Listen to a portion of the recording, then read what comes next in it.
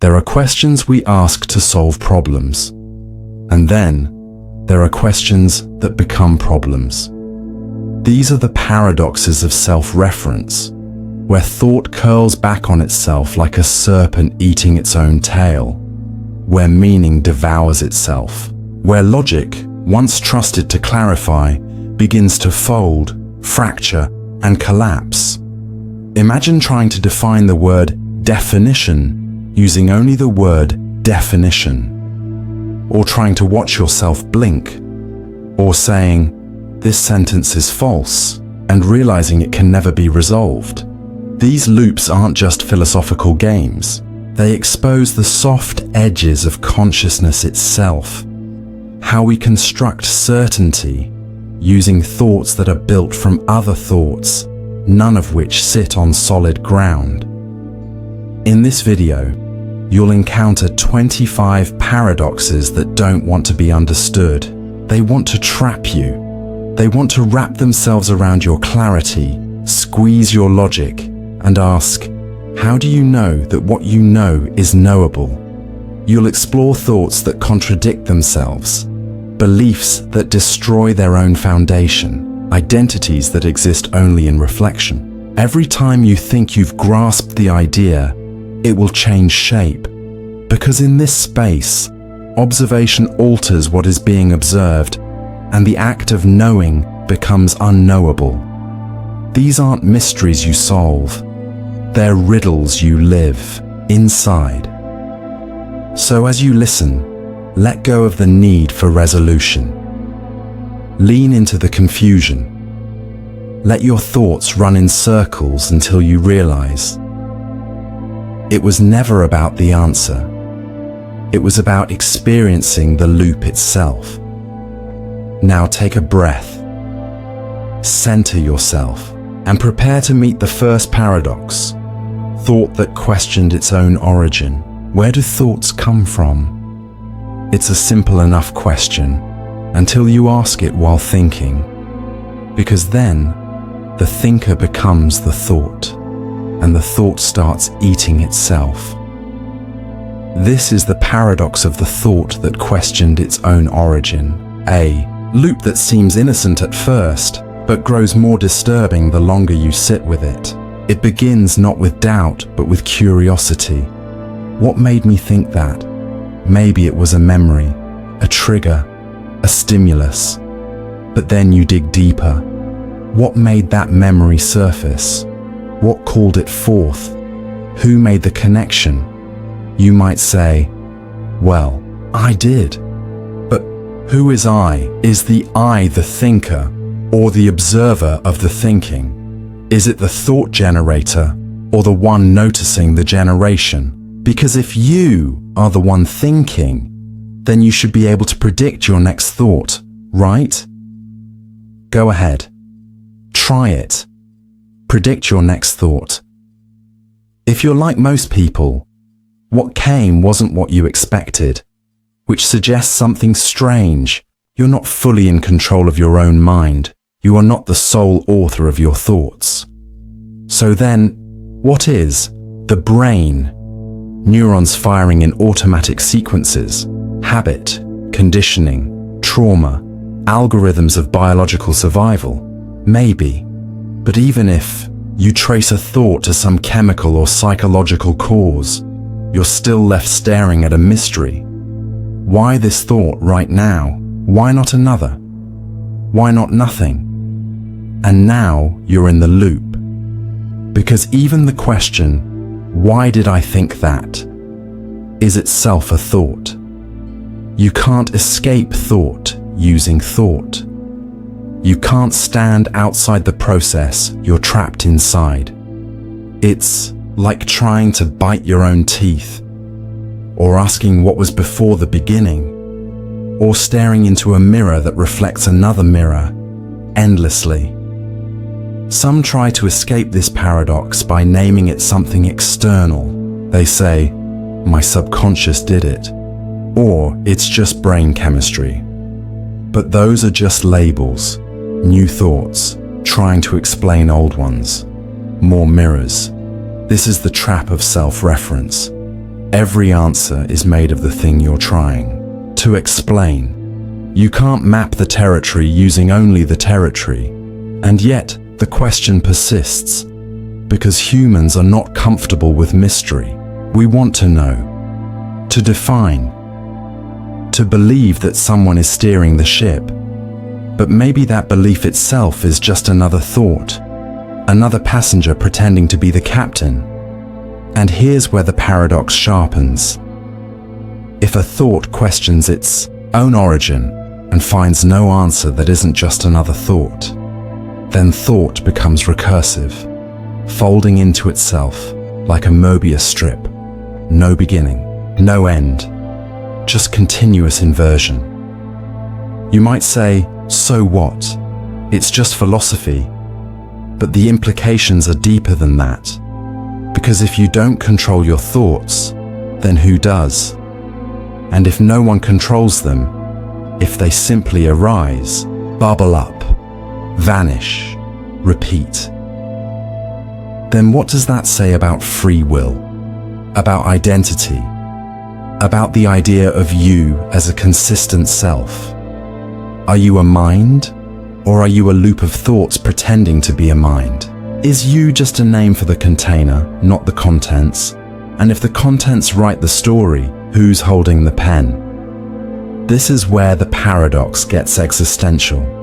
Because if you try to stop thinking, you're still thinking about stopping. If you try to trace the source, you get lost in the chase. And maybe the chase is the source. Maybe thought's origin is the search itself, a system designed to reflect on itself forever.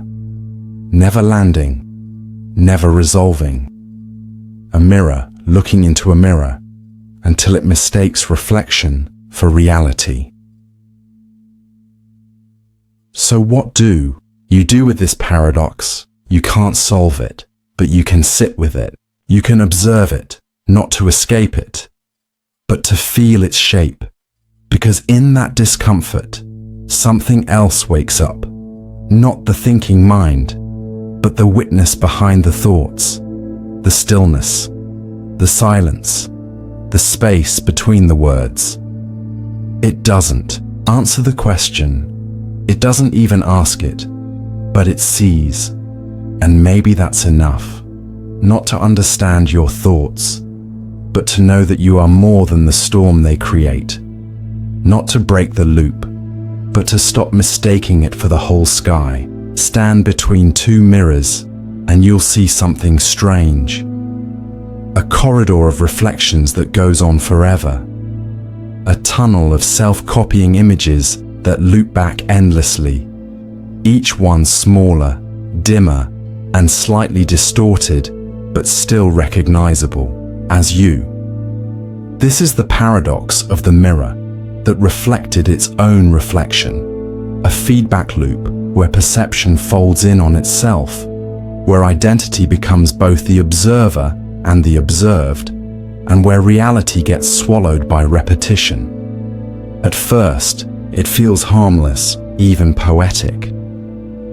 After all, isn't self-awareness what makes us human? But what happens when the mirror starts reflecting not just your face, but your awareness of your face? When you don't just see yourself, you see yourself seeing yourself.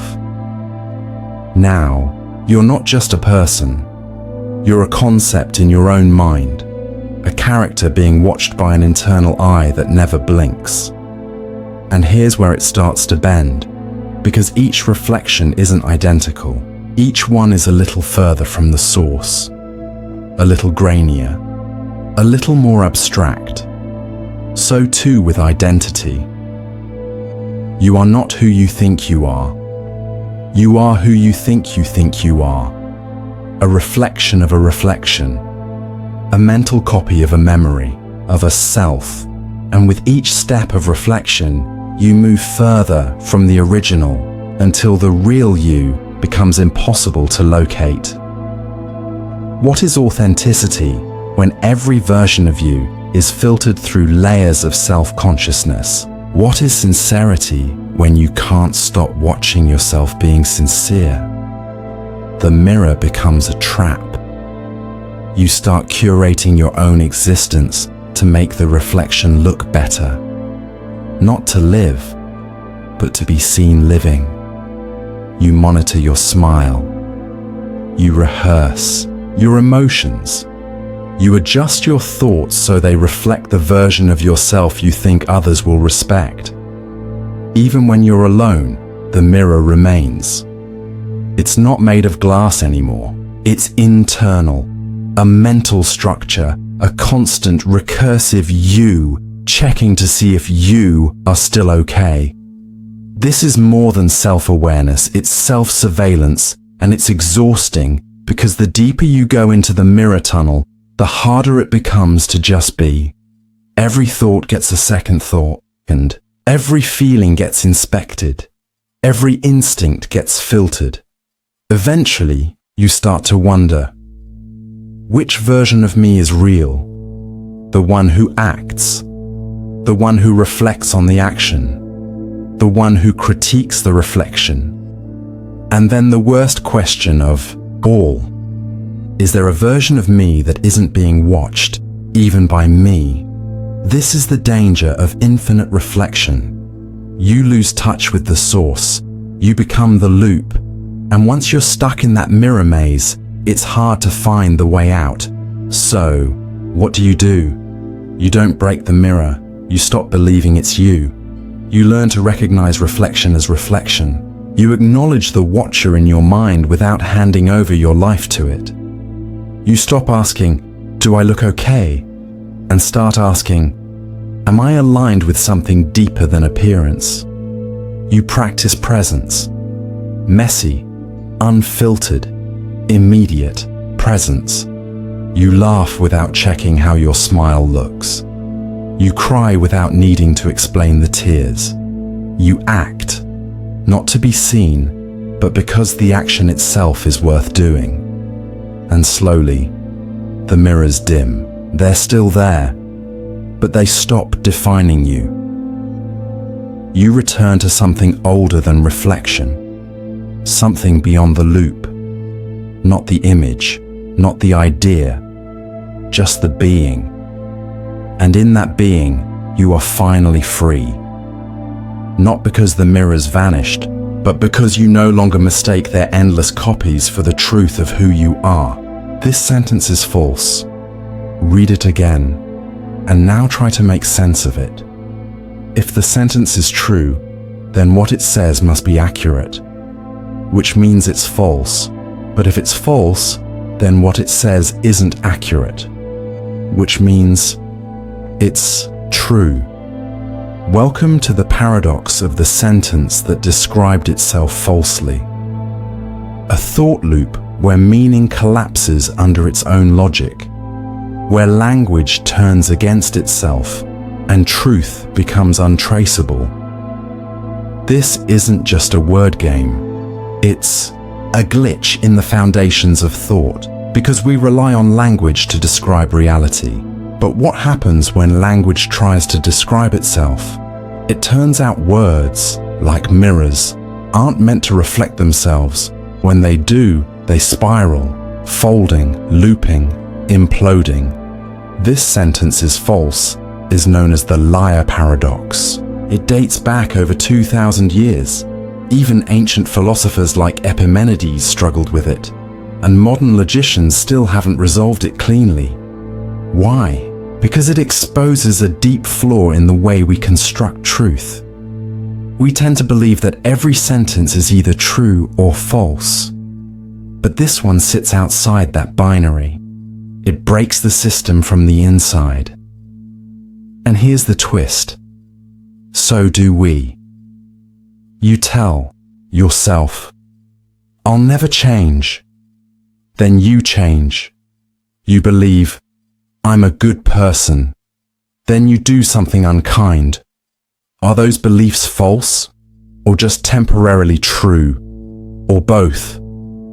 The human mind works like a self-referencing sentence, describing itself while simultaneously trying to believe the description. You say, I'm anxious, but did the thought cause the feeling, or did the feeling cause the thought? You say, I can't trust my thoughts. But then, should you trust that thought?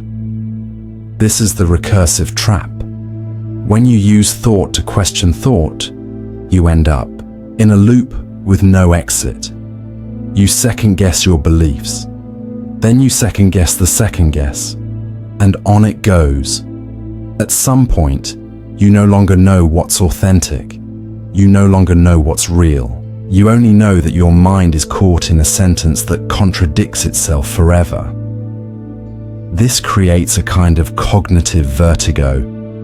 You feel like you're standing on ground that vanishes every time you put your weight on it. So what can you do? You can't solve the paradox. That's the trap, believing there's an answer. But you can become aware of the loop. You can see it, name it, and choose not to be consumed by it. That's where mindfulness enters, not as a cure, but as an orientation. You begin to hold thoughts lightly. You see a belief arise, and instead of clinging, you ask, does this serve me right now? You stop chasing certainty. You start living in relationship with contradiction. You speak honestly, knowing your words are imperfect. You think critically, knowing your logic is limited. You act meaningfully, knowing meaning is unstable, and somehow, this loosens the grip. The sentence is still false and still true, but it no longer defines you. You've stepped out of the binary, out of the need to be right, out of the compulsion to pin things down. You've become someone who can hold paradox without needing to fix it. And that, ironically, is the only truth that doesn't collapse. Imagine a writer hunched over a desk, crafting a novel. They invent a character. They shape the world. They decide what happens next. But somewhere along the line, the story begins to shift. The character develops thoughts the author didn't plan. The plot resists control.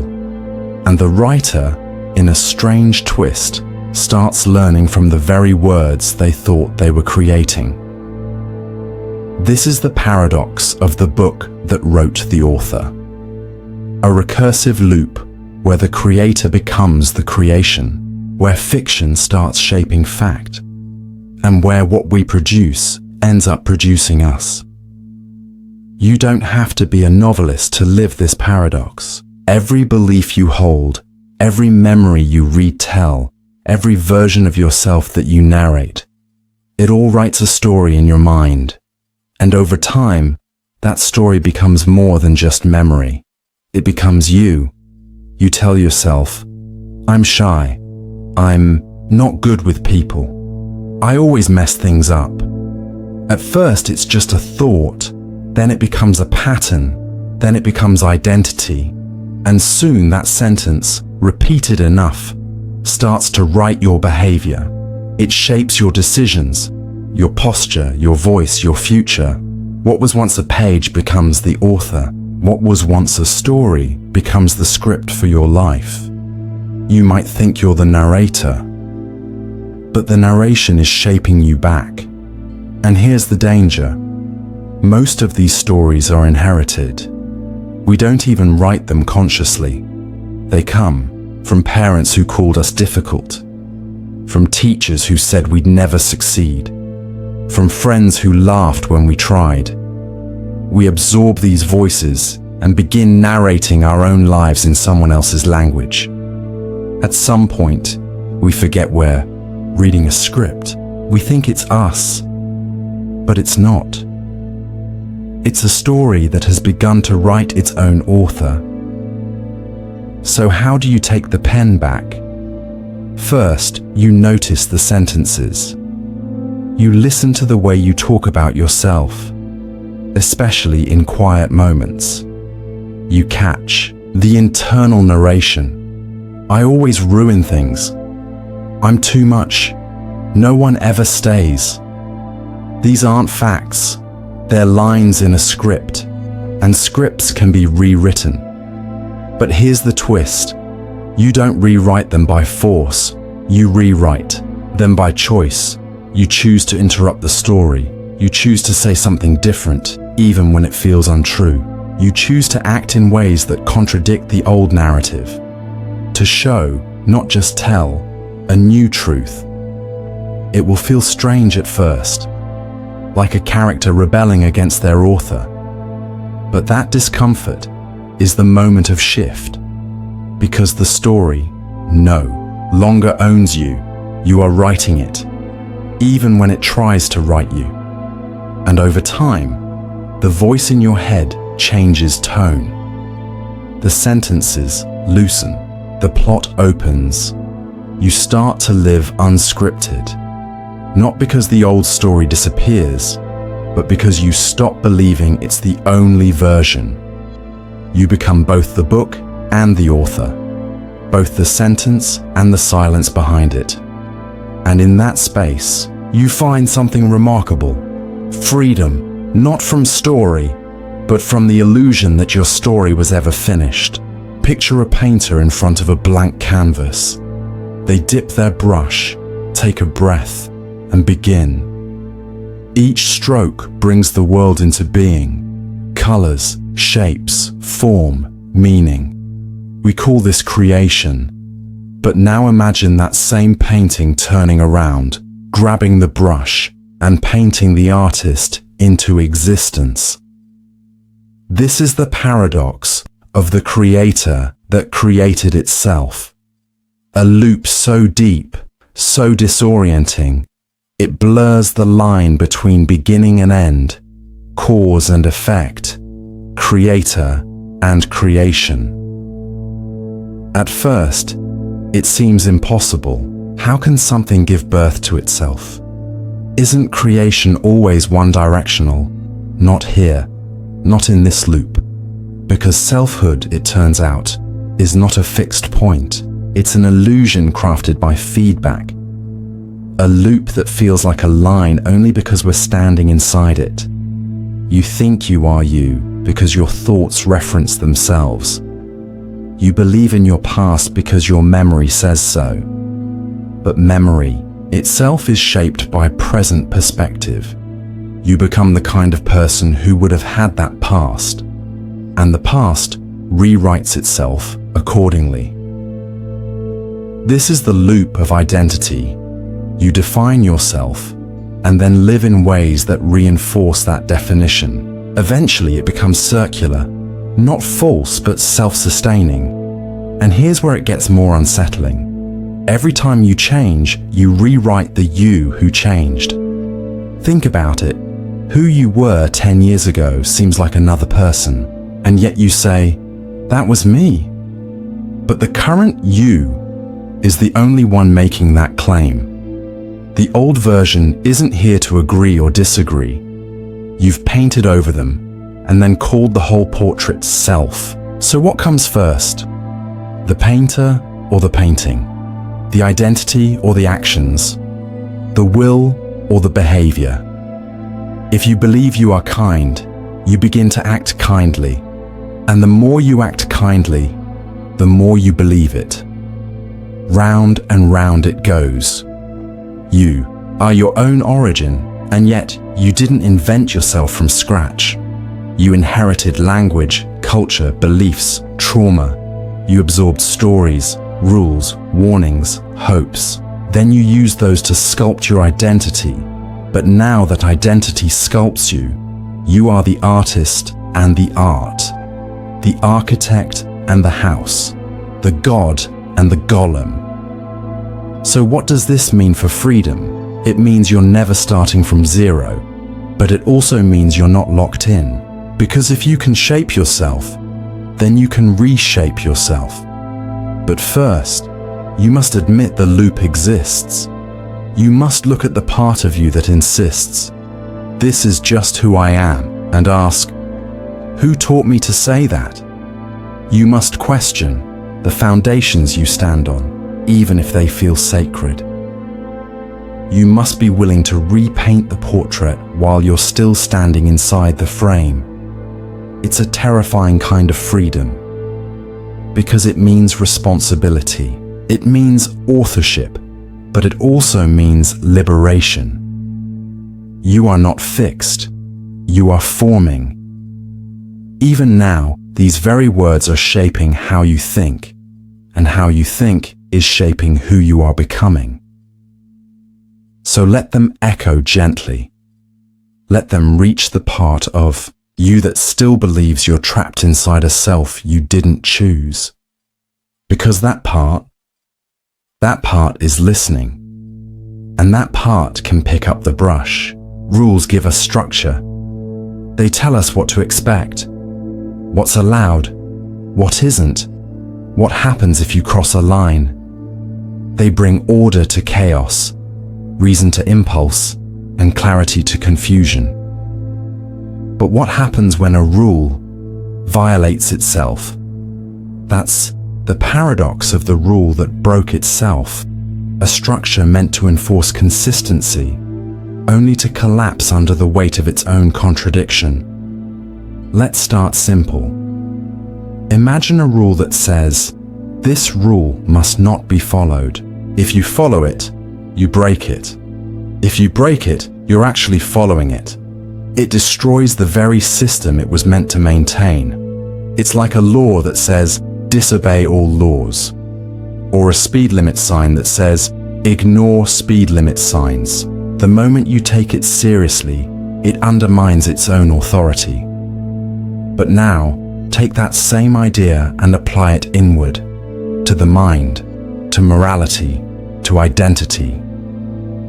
How many rules do we carry that undo themselves the moment we obey them? Take perfectionism. The rule says, you must do everything perfectly, but that rule itself is flawed.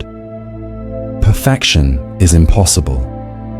So striving for perfection guarantees failure, and failure violates the rule. It's a self-destructing directive. The more seriously you take it, the more harm it does. Or take the rule, you must never make mistakes. This implies you must be flawless in learning. But learning, by definition, requires mistakes. So the rule demands growth while punishing the very conditions that make growth possible. This isn't just frustrating, it's psychologically paralyzing. You start living under the tyranny of rules that collapse when tested. Rules that contradict your humanity.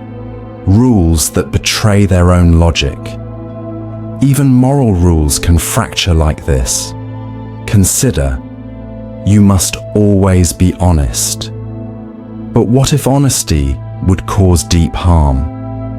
Now the rule to do good through honesty is pitted against the rule to protect through kindness. Suddenly, the rule breaks itself. It demands one value by violating another. The structure fails.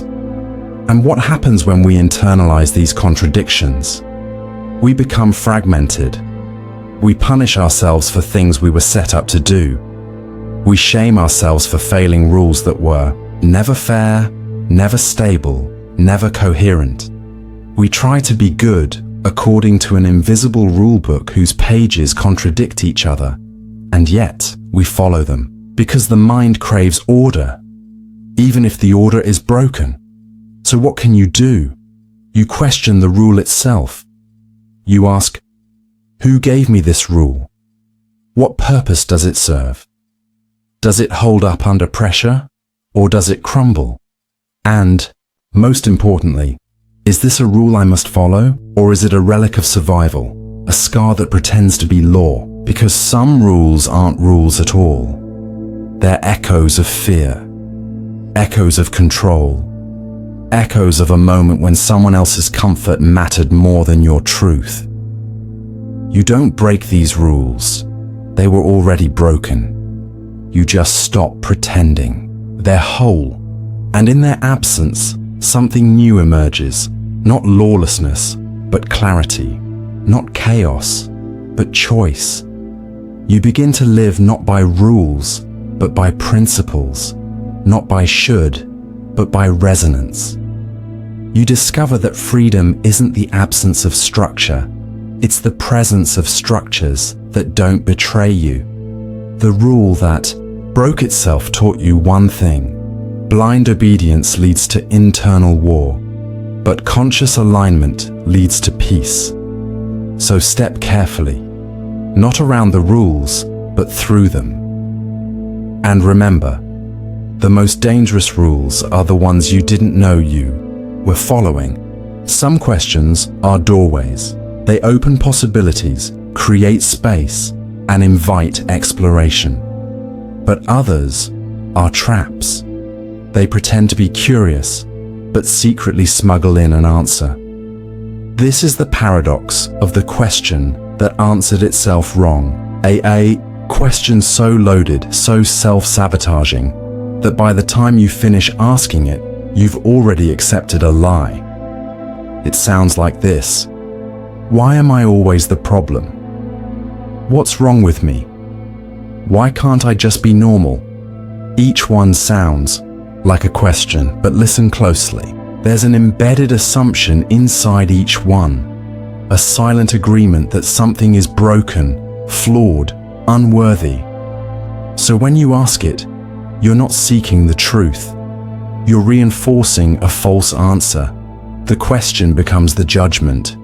You're not exploring reality. You're confirming a script. This is the loop, a self-validating, self-reinforcing loop. The mind doesn't challenge the premise.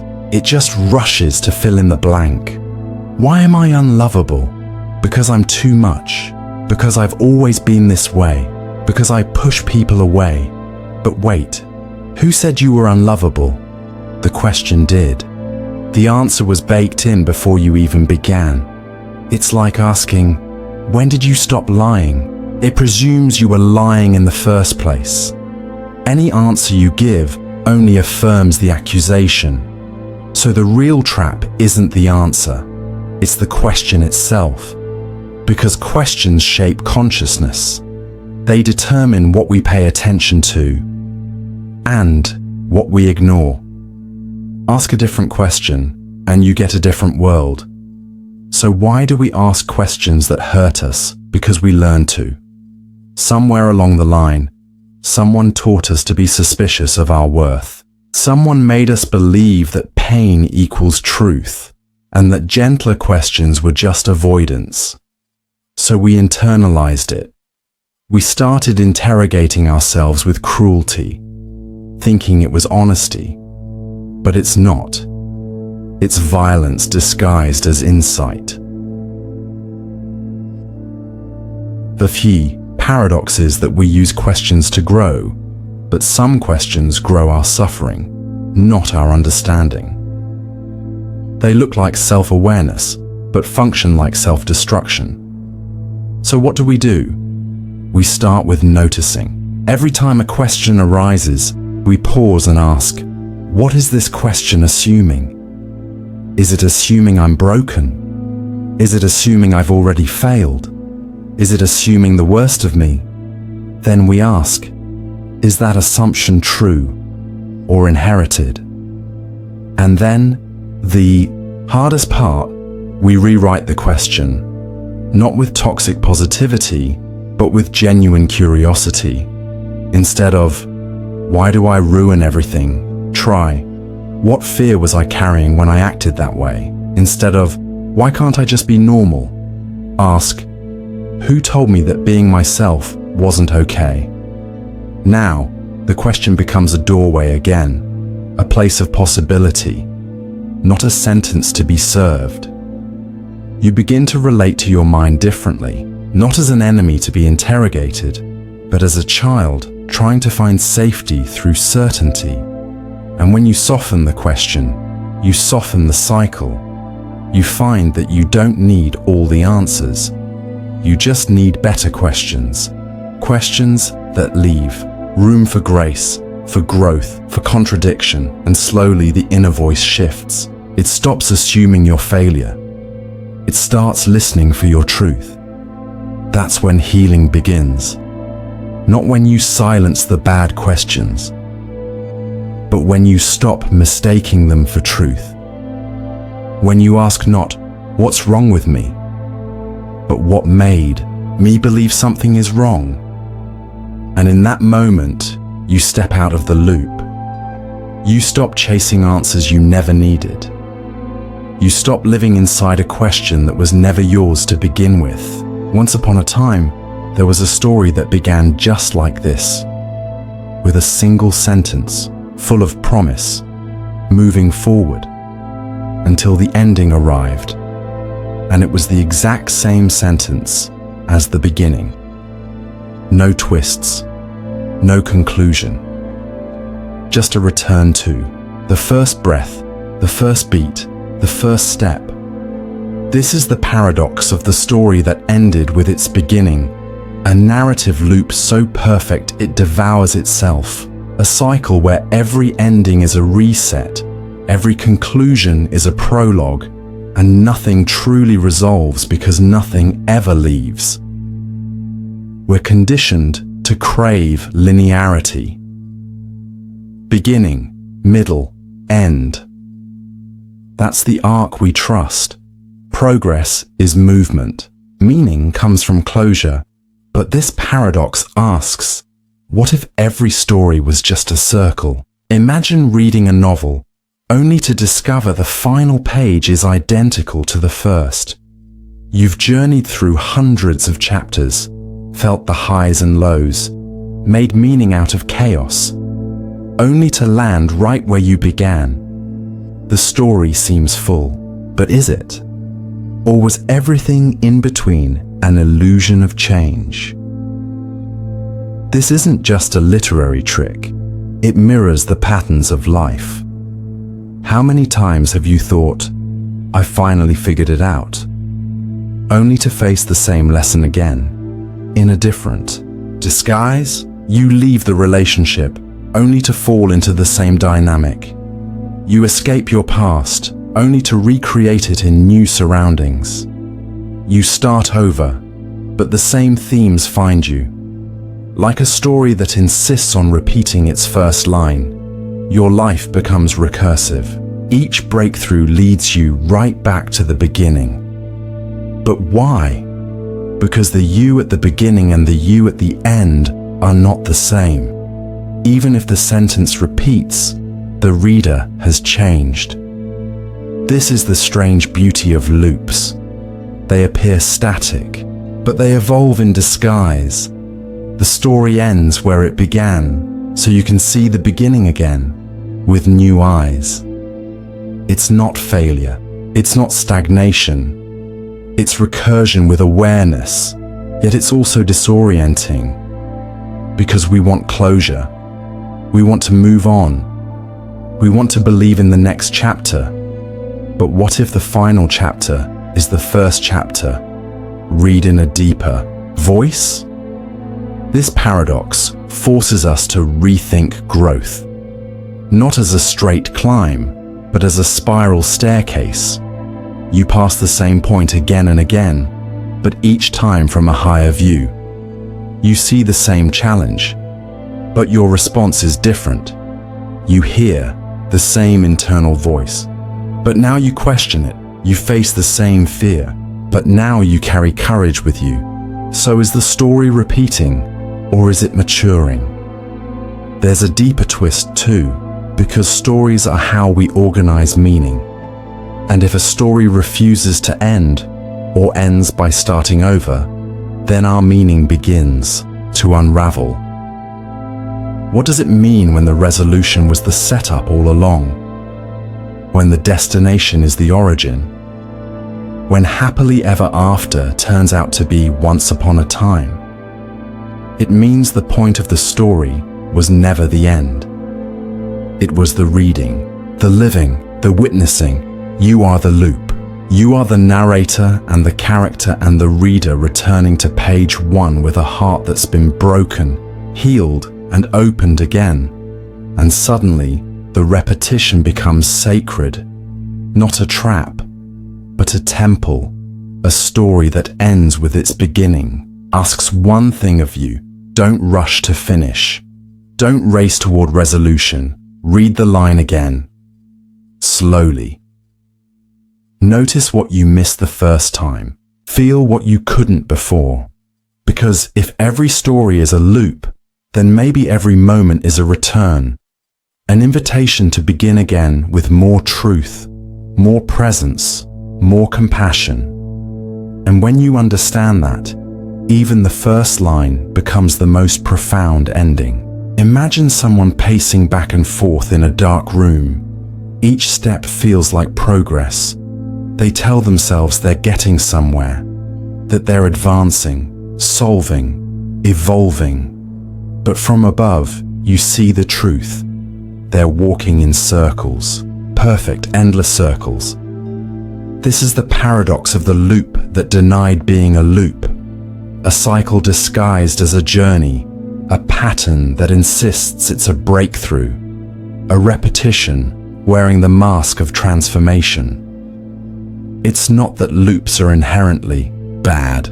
Nature is full of them. Seasons, sleep cycles, tides. They're all loops. They don't pretend otherwise. But this loop is different. It pretends to be a line. It says, "This time is different. This is the last time. I've finally escaped." And yet the same thoughts return. The same behaviors resurface. The same conversations repeat. Sometimes in a new costume, but unmistakably familiar. We all know this loop.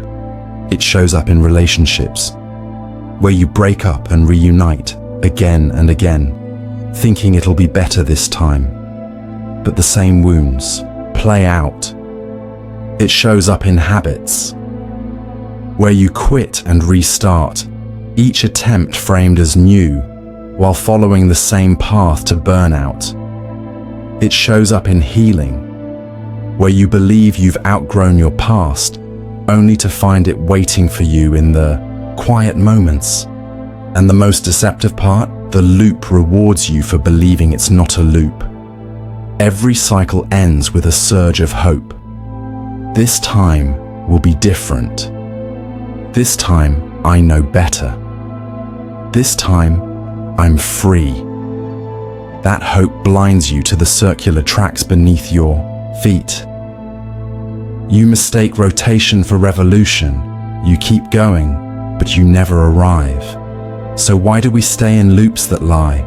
Because the illusion of progress feels safer than the reality of stillness. It's terrifying to admit you're stuck. It feels like failure. But the loop that denies itself isn't just a repetition. It's a refusal to look honestly. And yet, paradoxically, acknowledging the loop is the only way to exit it. The mind loves patterns. It builds shortcuts, defaults, scripts. These loops conserve energy. They offer comfort. But over time, they become cages. And the longer you deny the loop, the deeper it buries itself. So what can you do? You stop pretending the next lap is a new road. You pause. You notice the rhythm. You name the shape. You say, "I've been here before," and not with shame, but with awareness. Suddenly, you see the loop as it is. Not a betrayal, not a failure, just familiar. Then you ask the dangerous question, what if I don't take the next step? What if you don't respond the same way? What if you don't justify the same belief? What if you don't chase the same fix?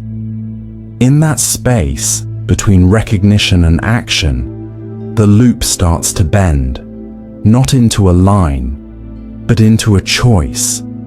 Because not all loops need to be broken. Some just need to be made conscious. You might still walk the same circle, but now you do it with your eyes open. You begin to notice smaller variations. You find meaning in repetition. You bring compassion to the places that felt like prisons, and eventually, quietly, the loop shifts. not with force, not with declarations, but with understanding. You no longer need to believe this is the last time, because you're not pretending anymore. You're dancing with the rhythm, not being dragged by it. And sometimes, just sometimes, that honesty is enough to spiral upward, because a loop, seen clearly, becomes a spiral. And a spiral, no matter how slow, leads somewhere new. Imagine looking into a mirror. Now imagine placing a second mirror behind you. Suddenly, the reflection stretches into infinity. Mirror reflecting mirror, a cascade of observations with no end. This is the paradox of the observer that observed. It's self-observing. A loop where awareness turns inward so sharply it becomes entangled in itself. At first, it sounds like a meditation exercise. Become aware of your thoughts. Notice the observer, but then something strange happens. You notice that you're noticing. Then you notice that you're noticing that you're noticing. And on it goes. Awareness collapses in on itself, not unlike a camera filming its own monitor. What starts as clarity soon becomes distortion. Who is observing whom? Where is the original point of view? And more importantly, is there even one? This paradox lives in the heart of self-awareness. The human mind has a unique ability. It can think about its own thinking. It can judge its own judgments, doubt its own doubts, criticize its own criticisms. It sounds profound until it becomes unbearable. You try to be present, but then judge your failure to stay present. You try to observe your emotions, but end up analyzing your analysis. You don't just live. You narrate, evaluate, comment on the narration, then worry about commenting too much. You become trapped not in a prison of thought, but in a prison of meta-thought. Every layer of observation feels more real, more awake, more true. But no matter how many layers you build, you never escape the loop. You only make it tighter. So where is the real you? Is it the first awareness? The second? The infinite regression of mirrors? Or is the you an illusion created by the reflections themselves? This question haunts philosophers and neuroscientists alike. Some argue that the self is just the echo of many processes observing each other. There is no core, just coordination. Others insist that beneath all observation, there must be a witness, a still point, a true seer. But the paradox remains. If you can observe that still point, then it too becomes observed, which means it's not the original, and round you go. In spiritual traditions, this is sometimes called the witness consciousness, the part of you that watches without judgment. But even that concept eventually collapses once you realize you're watching the witness. So how do you escape? You don't. You stop trying. You stop building new mirrors, and instead, let them go. You sit with awareness, not to chase deeper awareness, but to feel what it is, right now. You learn to be without always needing to know that you are being. You allow experience without the pressure to observe it perfectly, because peace doesn't come from infinite reflection. It comes from presence without pursuit. Sometimes the mind will say, I should be more present. Then it says, why am I always thinking? Then, why can't I just let go? This too is the observer observing the observer. It looks like mindfulness, but it's actually a trap.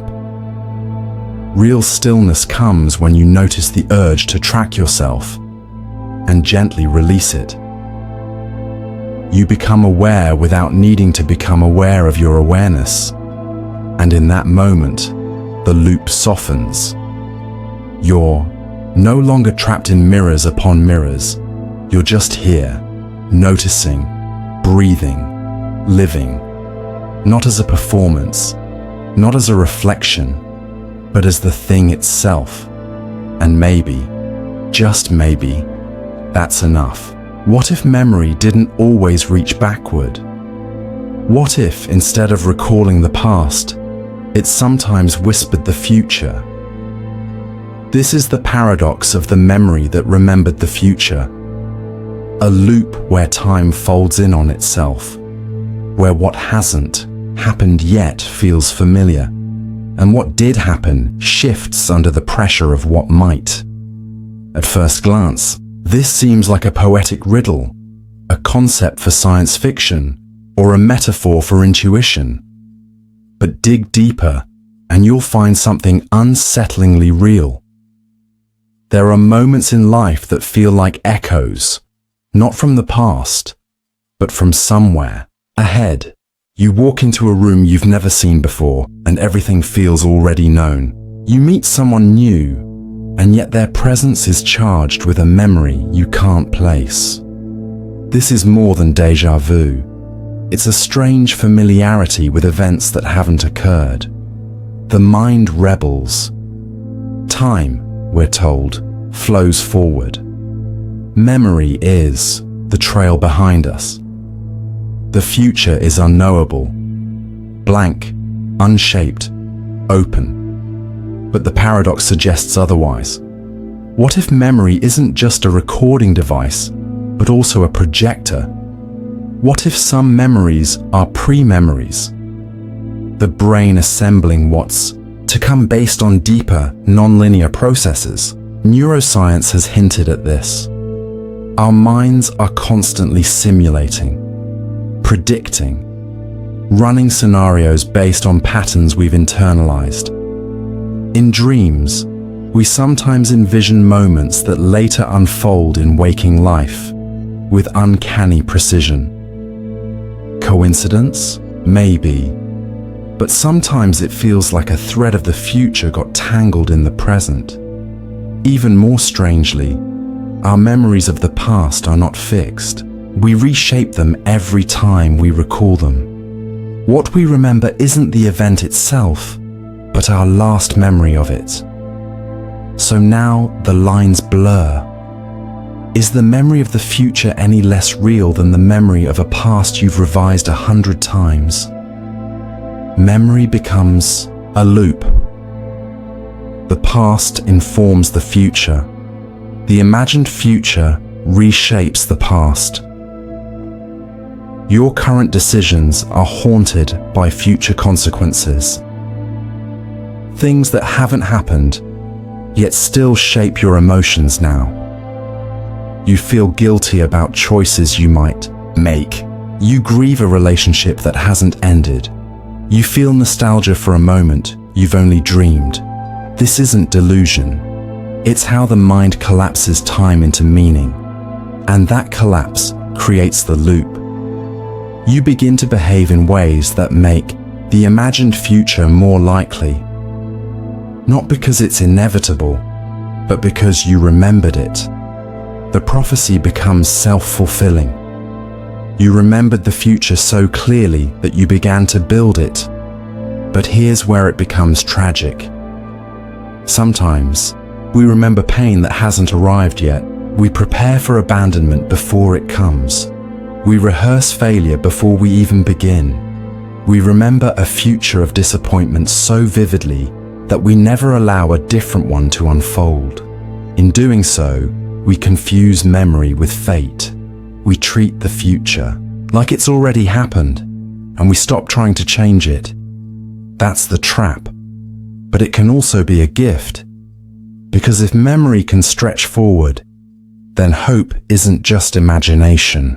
It's pre-memory of healing. You can remember joy you haven't lived yet. You can feel the peace of a day that hasn't dawned. You can reach into the fog of what's to come and retrieve a thread of possibility. And if you can remember it, you can build toward it. That's the secret power inside this paradox. Your mind, looping through time, can choose what kind of future it brings back. The question is, do you want to remember a future built from fear, or one shaped by hope?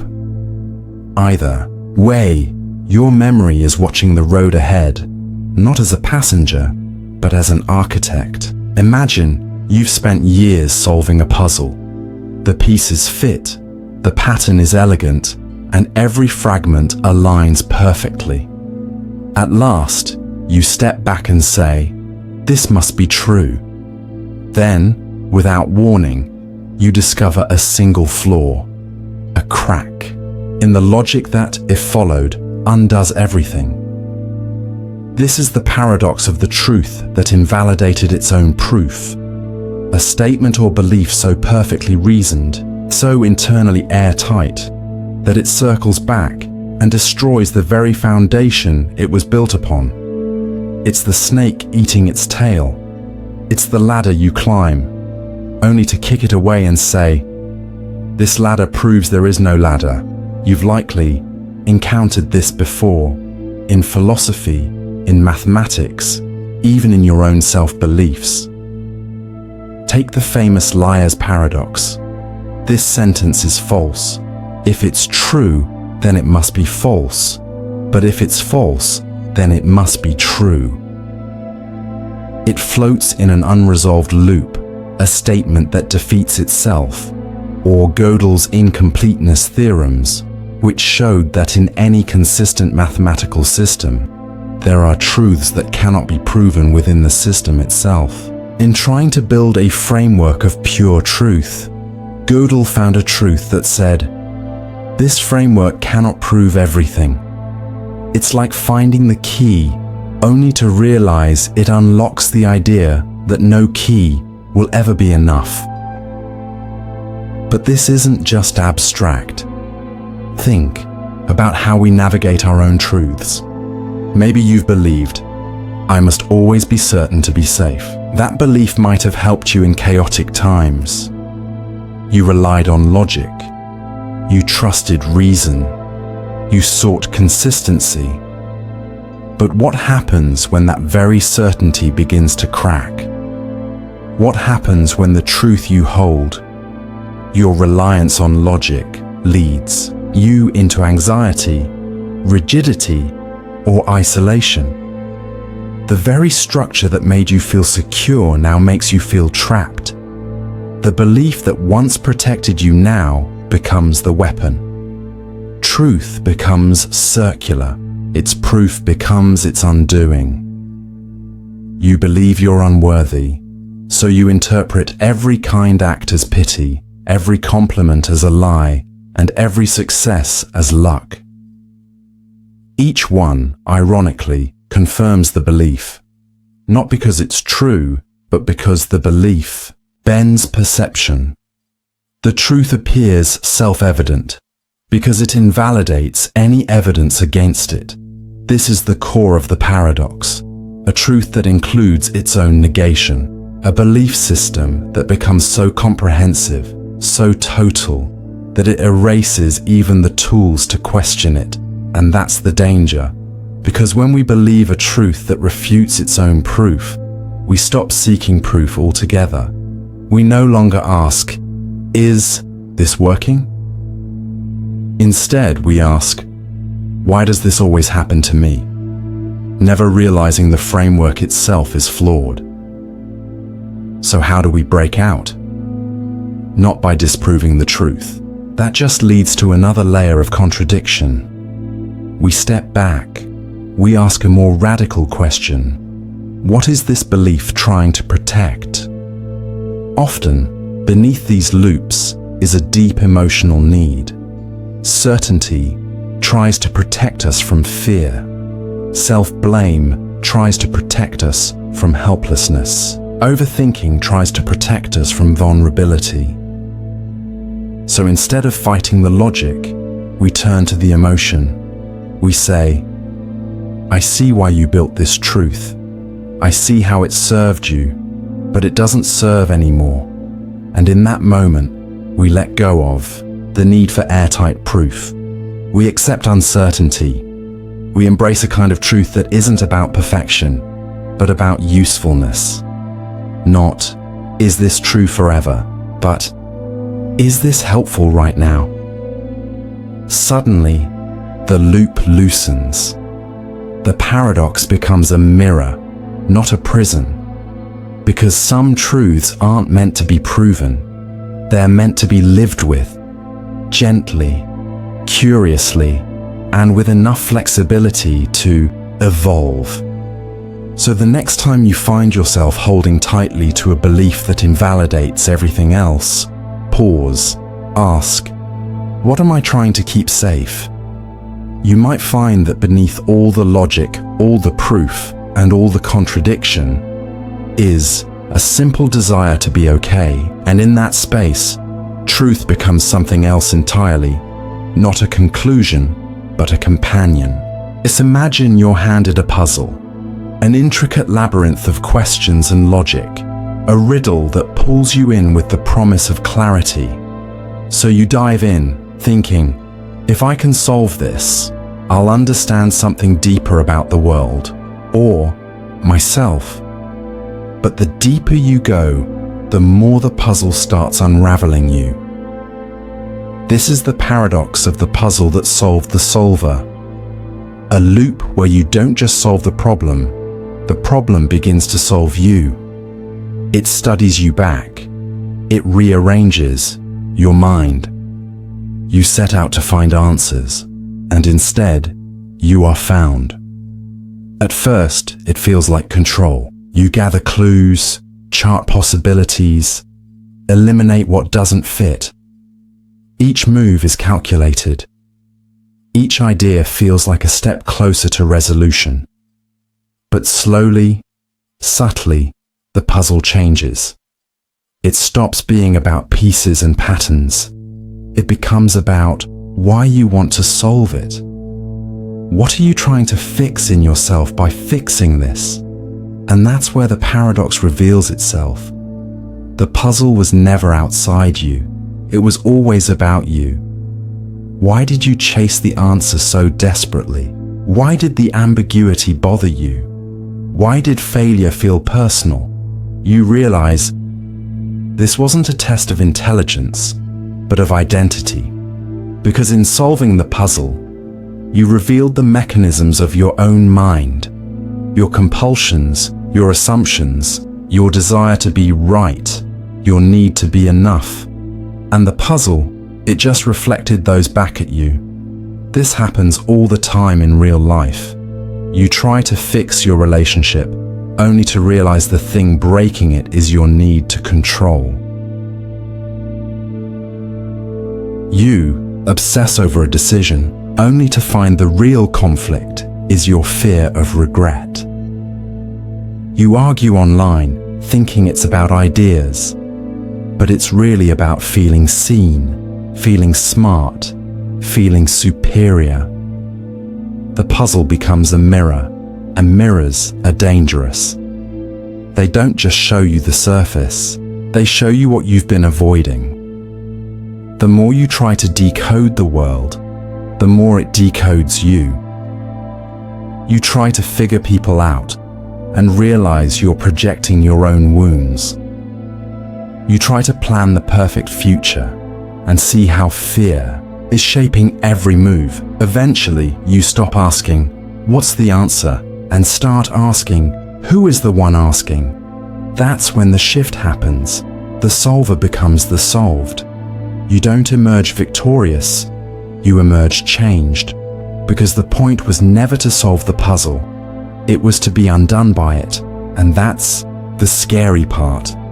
We like puzzles because they give us control, a clear objective, a right and wrong, but real life doesn't work that way.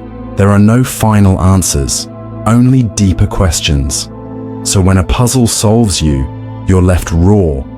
You don't get closure, you get reflection. You're not done, you're just aware. And in that awareness, you stop looking for puzzles to fix you. You stop turning every mystery into a project. You learn to sit with the unsolved. you learn that some things aren't meant to be decoded. They're meant to be witnessed.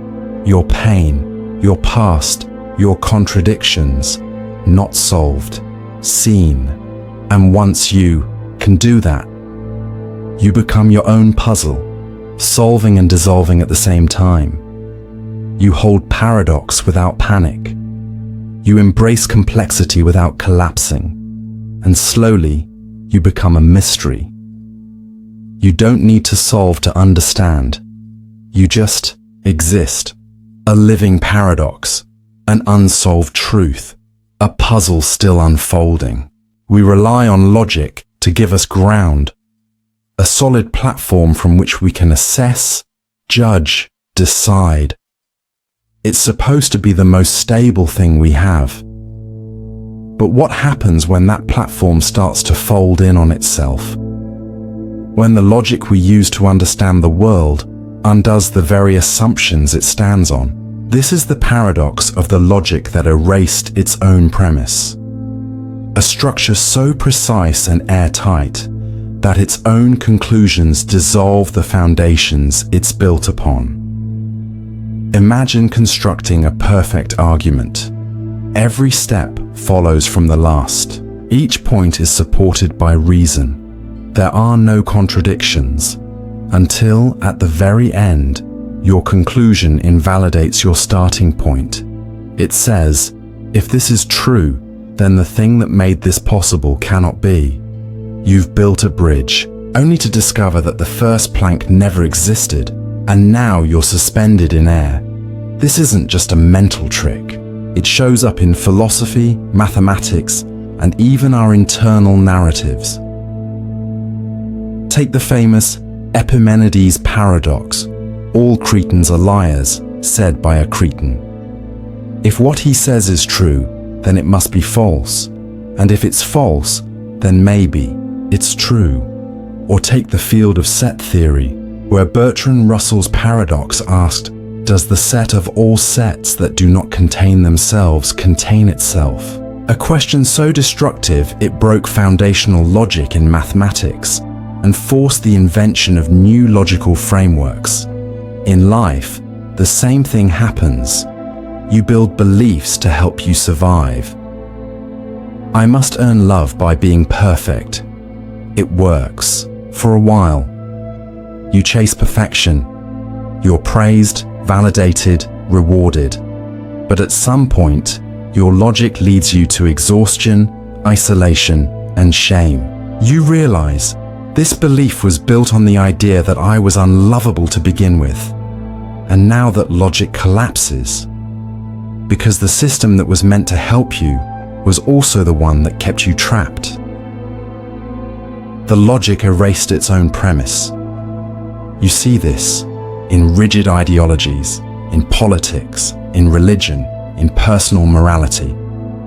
People build flawless systems of thought, but when the system is applied to reality, it fractures, because no system can account for every variable, every contradiction, every edge case. And yet, people cling to the system, even as it breaks. Why? Because admitting the flaw means admitting that the thing you trusted, the logic itself, wasn't the ground. It was the illusion. So what now? Do we abandon logic altogether? No, but we learn to use it differently. We stop using logic to prove things absolutely and start using it to explore things humbly. We treat it as a flashlight, not a foundation. It's a way to see, not a place to stand. And when we encounter loops, moments where our conclusions erase our premises, we don't panic. We pause. We say, this is where certainty ends. And we honor that moment. Because something powerful happens when logic undoes itself. It reveals the boundary of thought. It shows us the edge of the map. And beyond that edge is something more primal.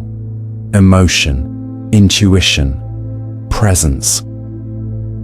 Things logic cannot fully touch, but can sometimes point toward. So next time you catch your own reasoning collapsing, not because it's flawed, but because it's succeeded too well, remember this: you're not broken, you're evolving. You've reached the part of the path where thinking must bow to being, where reason steps aside so awareness can step in. Because sometimes the most intelligent thing you can do is to realize that logic, as brilliant as it is, was never designed to hold everything. Beliefs are the invisible architecture of our lives. We don't just have them, we live inside them. They shape what we notice, how we interpret, what we fear, and what we chase. But what happens when a belief becomes so absolute, so total, that it begins to contradict itself? This is the paradox of the belief that refuted itself. A system of conviction so rigid, it breaks under its own weight. The belief denies every alternative, but in doing so, it denies itself. Imagine someone who believes you can't trust anyone. That belief might have been born from pain, a betrayal, a lesson carved into the mind by survival. At first, it feels protective. It explains things. It keeps danger at a distance. But slowly, it begins to rot. Because to truly trust the belief, you must trust the source of the belief, which is yourself. And if no one is trustworthy, how can you be trusted to believe that? The belief cancels itself out. It's like saying all generalizations are false, including that one. You find these loops everywhere. The only truth is that nothing is true. Never. Say never. I'm absolutely certain that we can never be certain. Each one sounds profound, but the deeper you follow it, the more it dissolves. This doesn't just apply to abstract ideas. It infiltrates your identity. Think of someone who believes, "I am unlovable." That belief affects how they speak, act, and connect. It filters compliments into suspicion. It turns intimacy into anxiety. But here's the loop. If you were truly unlovable, you wouldn't feel pain about it. You wouldn't long for love. The belief contradicts the very ache that proves otherwise. Or consider the perfectionist who believes, "If I'm not perfect, I'm worthless." That belief might drive them to achieve incredible things. But it also ensures they never feel worthy, because perfection is impossible. And when they inevitably fail, the belief blames them for the failure it guaranteed. It's self-refuting, a belief that builds a world where it must always be correct, even if it destroys the believer in the process. Why do we hold on to these beliefs? Because they gave us safety once. They helped us make sense of chaos. They gave us something to hold on to. But over time, we stop holding the belief, and it starts holding us. It becomes a cage disguised as a compass. So how do we escape? Not by attacking the belief directly. That only makes it dig in deeper. Instead, we ask, what is this belief protecting me from? What would I feel if I let this go? Often, beneath the self-refuting belief is a wound. The belief is a scar, evidence that healing was attempted, even if it didn't last. And sometimes, the belief collapses the moment it's witnessed with compassion. You say, "I believe I'm unworthy," and someone replies, "That sounds painful.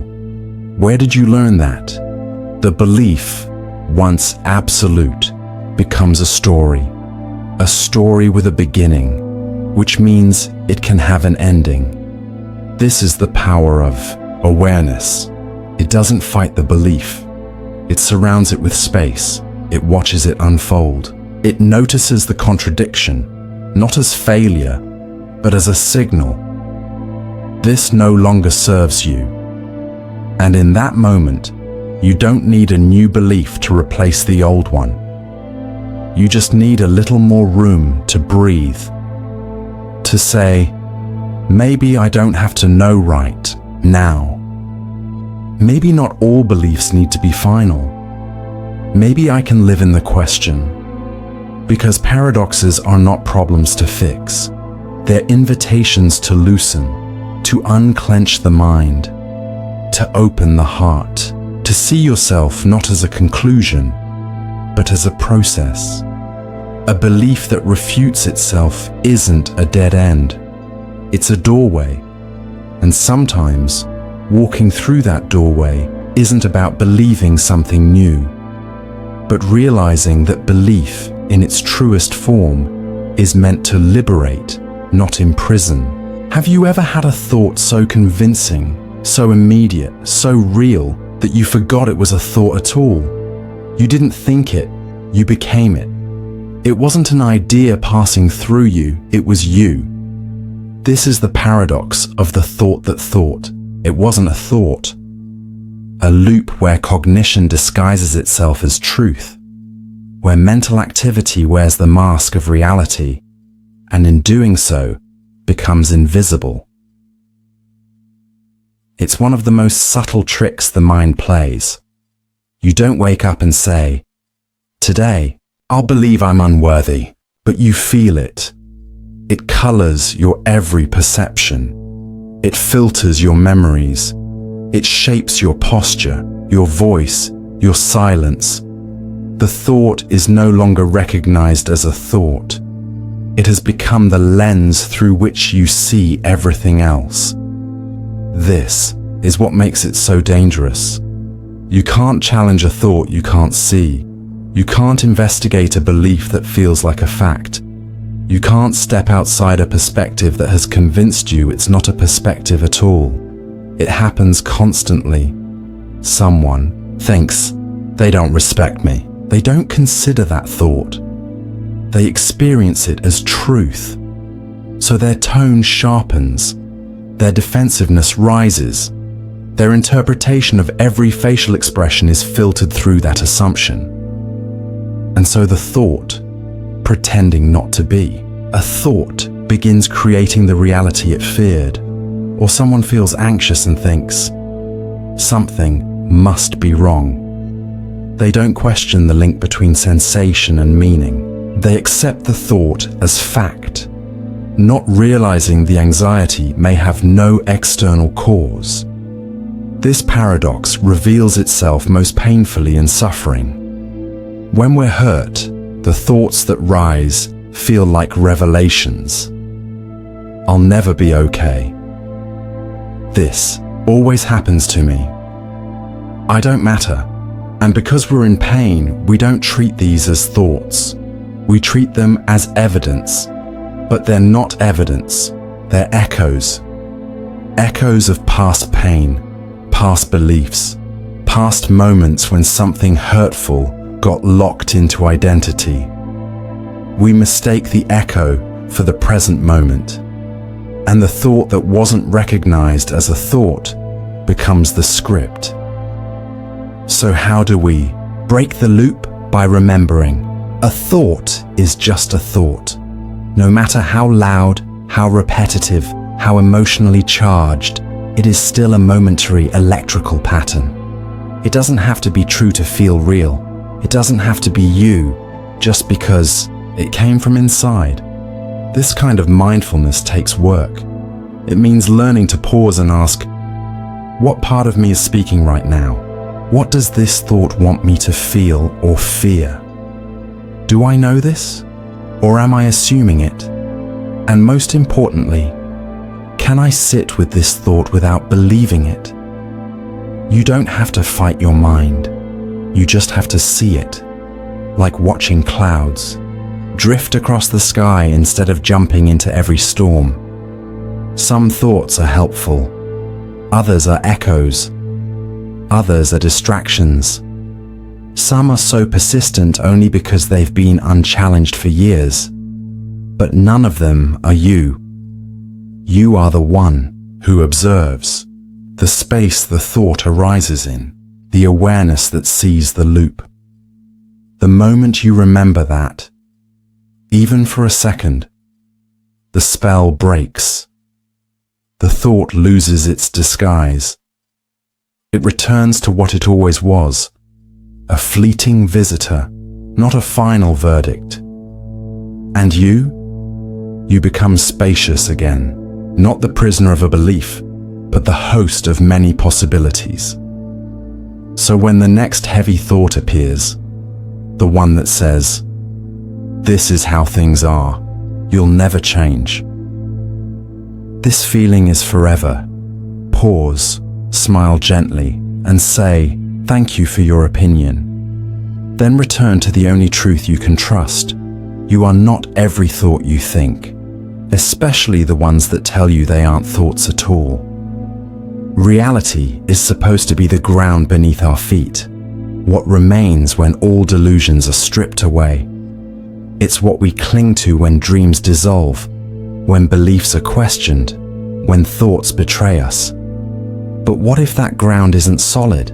What if reality itself is a trick, a self-sustaining illusion? This is the paradox of the reality that was its own illusion, a loop where what we call real is composed of interpretations, assumptions, and feedback loops so seamless they create the illusion of substance. It's not a new idea. Buddhist philosophy calls it Maya, the veil of illusion. Quantum physics speaks of a world where particles don't exist until observed. Neuroscience shows how the brain doesn't experience the world directly, only a model of it. So what then? Is reality? Is it what we perceive? Or what exists outside perception? Think of a dream. While dreaming, everything feels real. The sights, the sounds, the people. You respond emotionally, physically, spiritually, and then you wake up. Where did that reality go? The emotions were real, the memories linger, but the world you experienced was self-generated. Now consider this. What if waking life operates the same way? Not in the literal sense, but in how we construct meaning. We see someone glance at us and think, "They hate me." We feel nervous and think, "Something bad is about to happen." We remember a childhood moment and decide, "I've always been this way."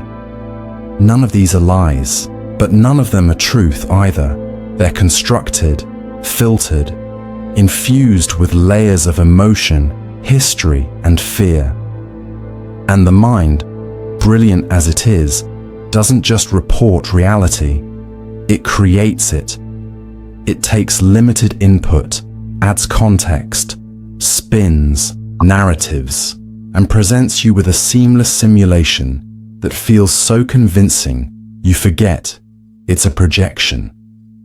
This is where the loop begins. You react to the reality your mind creates, and your reaction reinforces it. You assume people don't like you, so you act withdrawn. Others feel your distance and respond coldly. You interpret that coldness as confirmation, and the illusion grows stronger. Your reality becomes self-perpetuating. The simulation begins to believe in itself. Even language plays a role. We say things like, "This is who I am.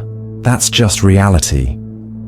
The truth is, but each of those is a conclusion built from layers of subjective interpretation. Even time, space, selfhood, these are frameworks. Useful, yes, but not absolute. So what happens when you begin to see the illusion? You might feel destabilized, If you can't trust your thoughts, your emotions, your perceptions, what can you trust? But here's the deeper truth.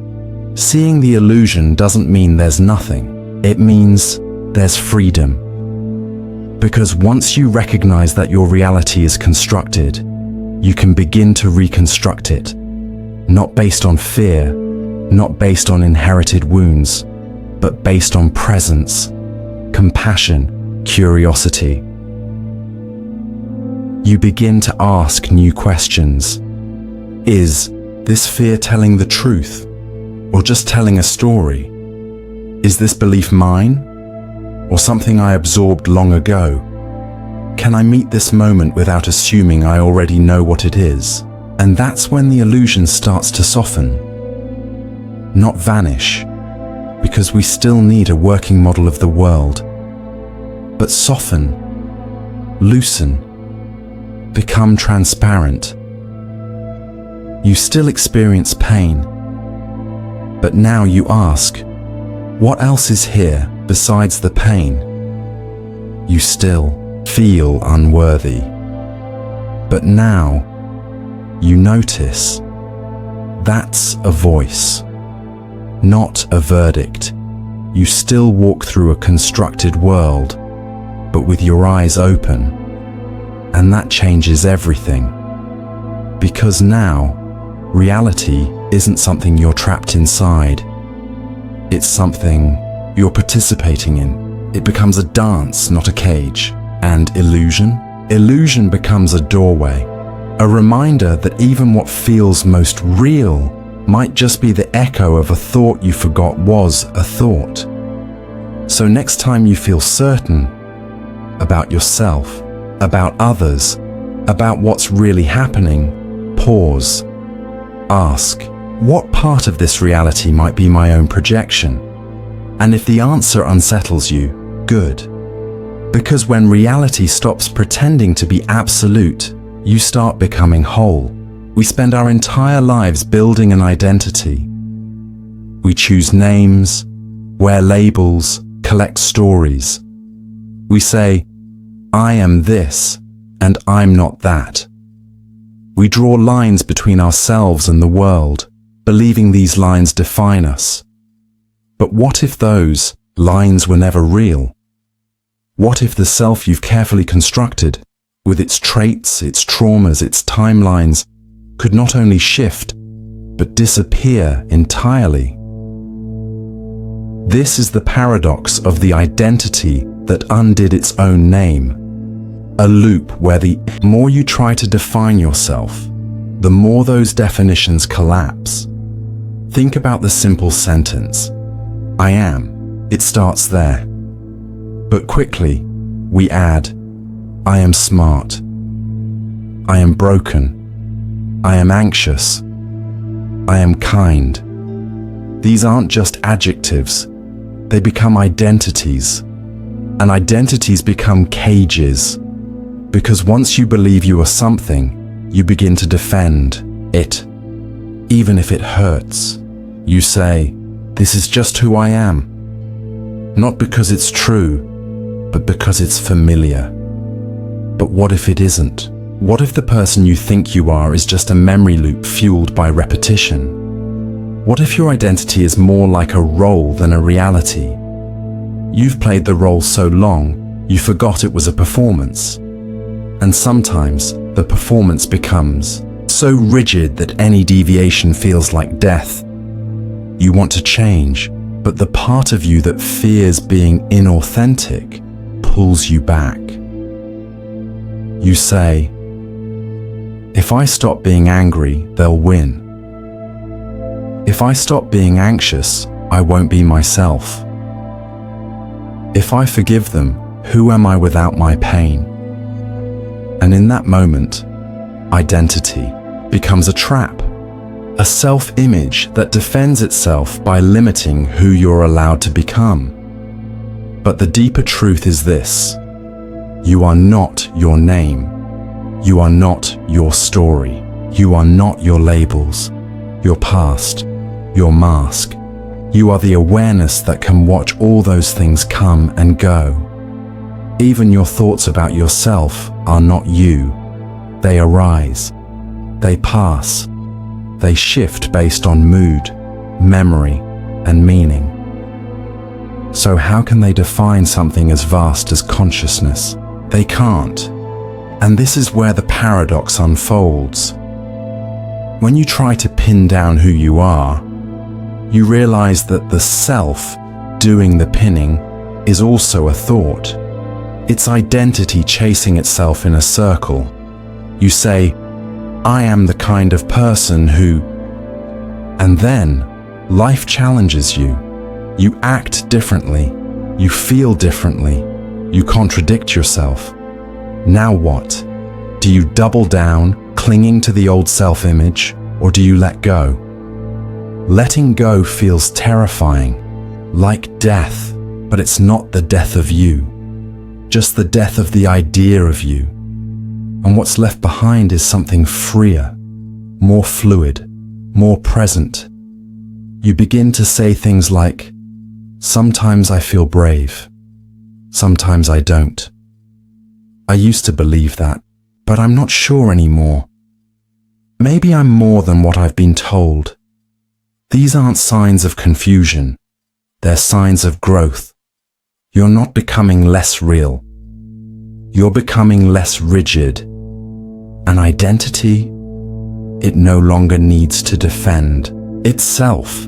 It becomes a playground, not a prison. You try on new ways of being. You let others evolve in front of you.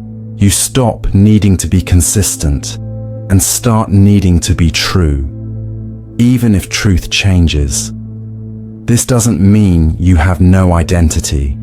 It means your identity no longer has you. It becomes a tool, not a master.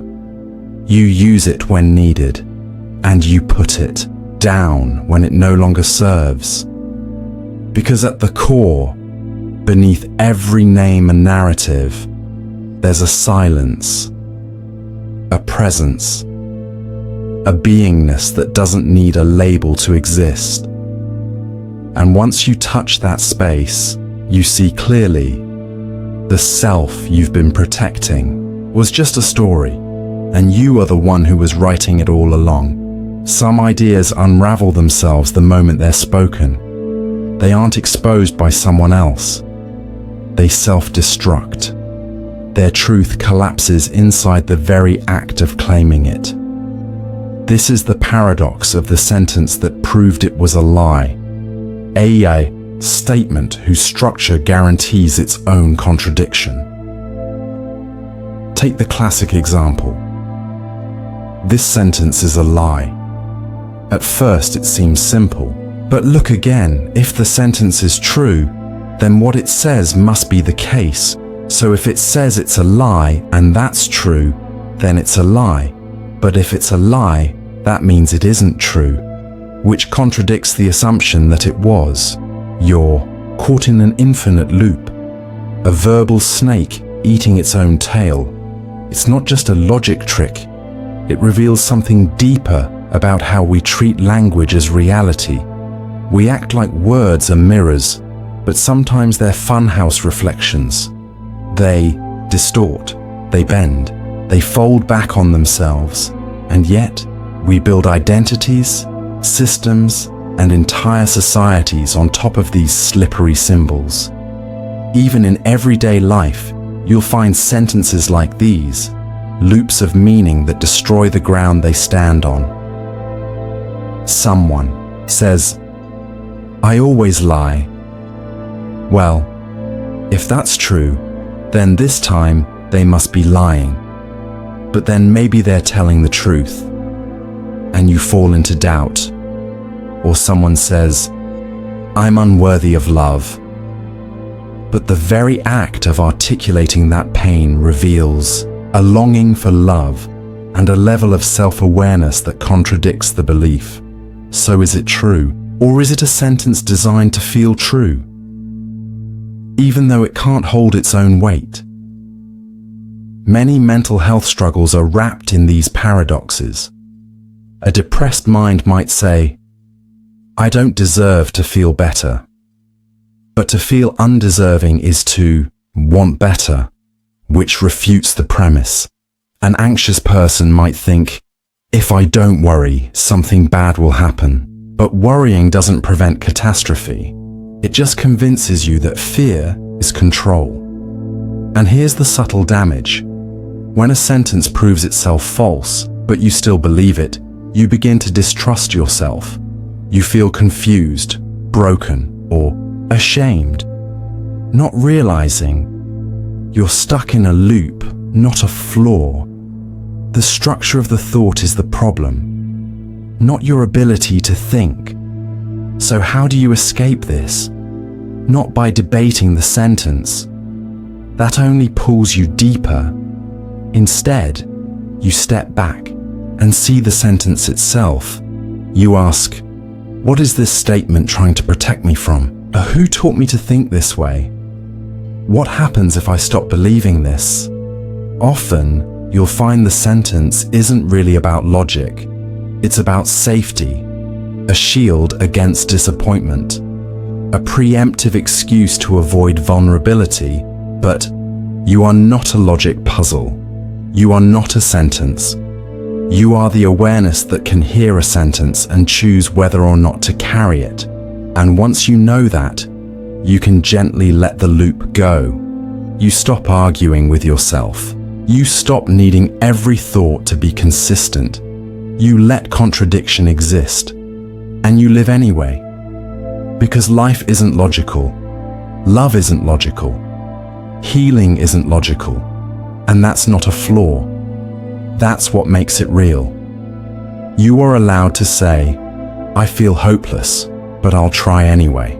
I'm afraid, but I'll love anyway. I don't understand, but I'll stay present anyway. Those sentences don't collapse. They expand. They're not loops. They're lifelines. So when the next sentence in your mind starts to collapse, under its own logic, don't chase it. Watch it. And remember, not every idea deserves your belief. Some are just mirrors designed to reflect your confusion until you're ready to walk away from them.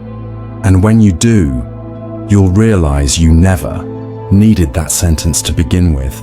Some questions aren't looking for answers. They aren't even looking for clarity. They exist to spiral, to loop through thought without direction, without destination, without even meaning. This is the paradox of the question that had no question. A thought shaped like inquiry, but hollow at its core. You've likely encountered it. That restless internal voice whispering, "What's wrong with me? Why can't I ever get it right? What if this is all meaningless?" They sound like questions. They wear the costume of curiosity. But try answering them, and they vanish, only to reappear again with more weight. That's because they don't want answers. They want motion. They want to spin. These kinds of questions function like mental static. They loop you into overthinking, self-doubt, and emotional paralysis, all under the illusion that you're trying to understand. But you're not. You're being haunted by a question that never meant to be asked honestly. Sometimes these questions are born from pain. A child abandoned might grow up asking, "Why wasn't I enough?" But that question isn't truly seeking truth. It's repeating the wound. It keeps the pain close, as if holding onto it might one day make it make sense. Other times, the question is existential. What's the point of anything? Is any of this real? There's value in asking big questions, but when those questions become persistent fog, when they disconnect you from presence, when they numb instead of awaken, they're not inquiries anymore. They're escape routes. They become a way of avoiding the pain of not knowing by pretending that knowing is possible.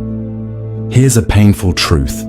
Not all questions have answers, and not all that appear as questions are even asking anything.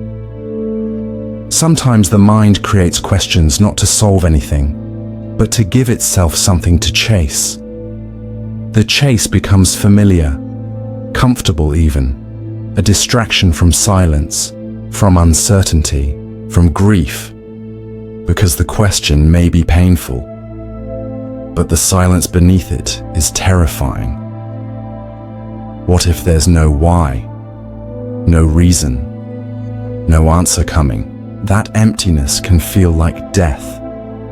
So instead, we keep questioning, endlessly, frantically. But what if that's the trap? What if the real peace isn't in finding answers, but in stopping the questions that never meant to be answered? This doesn't mean giving up on wonder. It means recognizing the difference between curiosity, which opens the heart, and rumination, which closes it.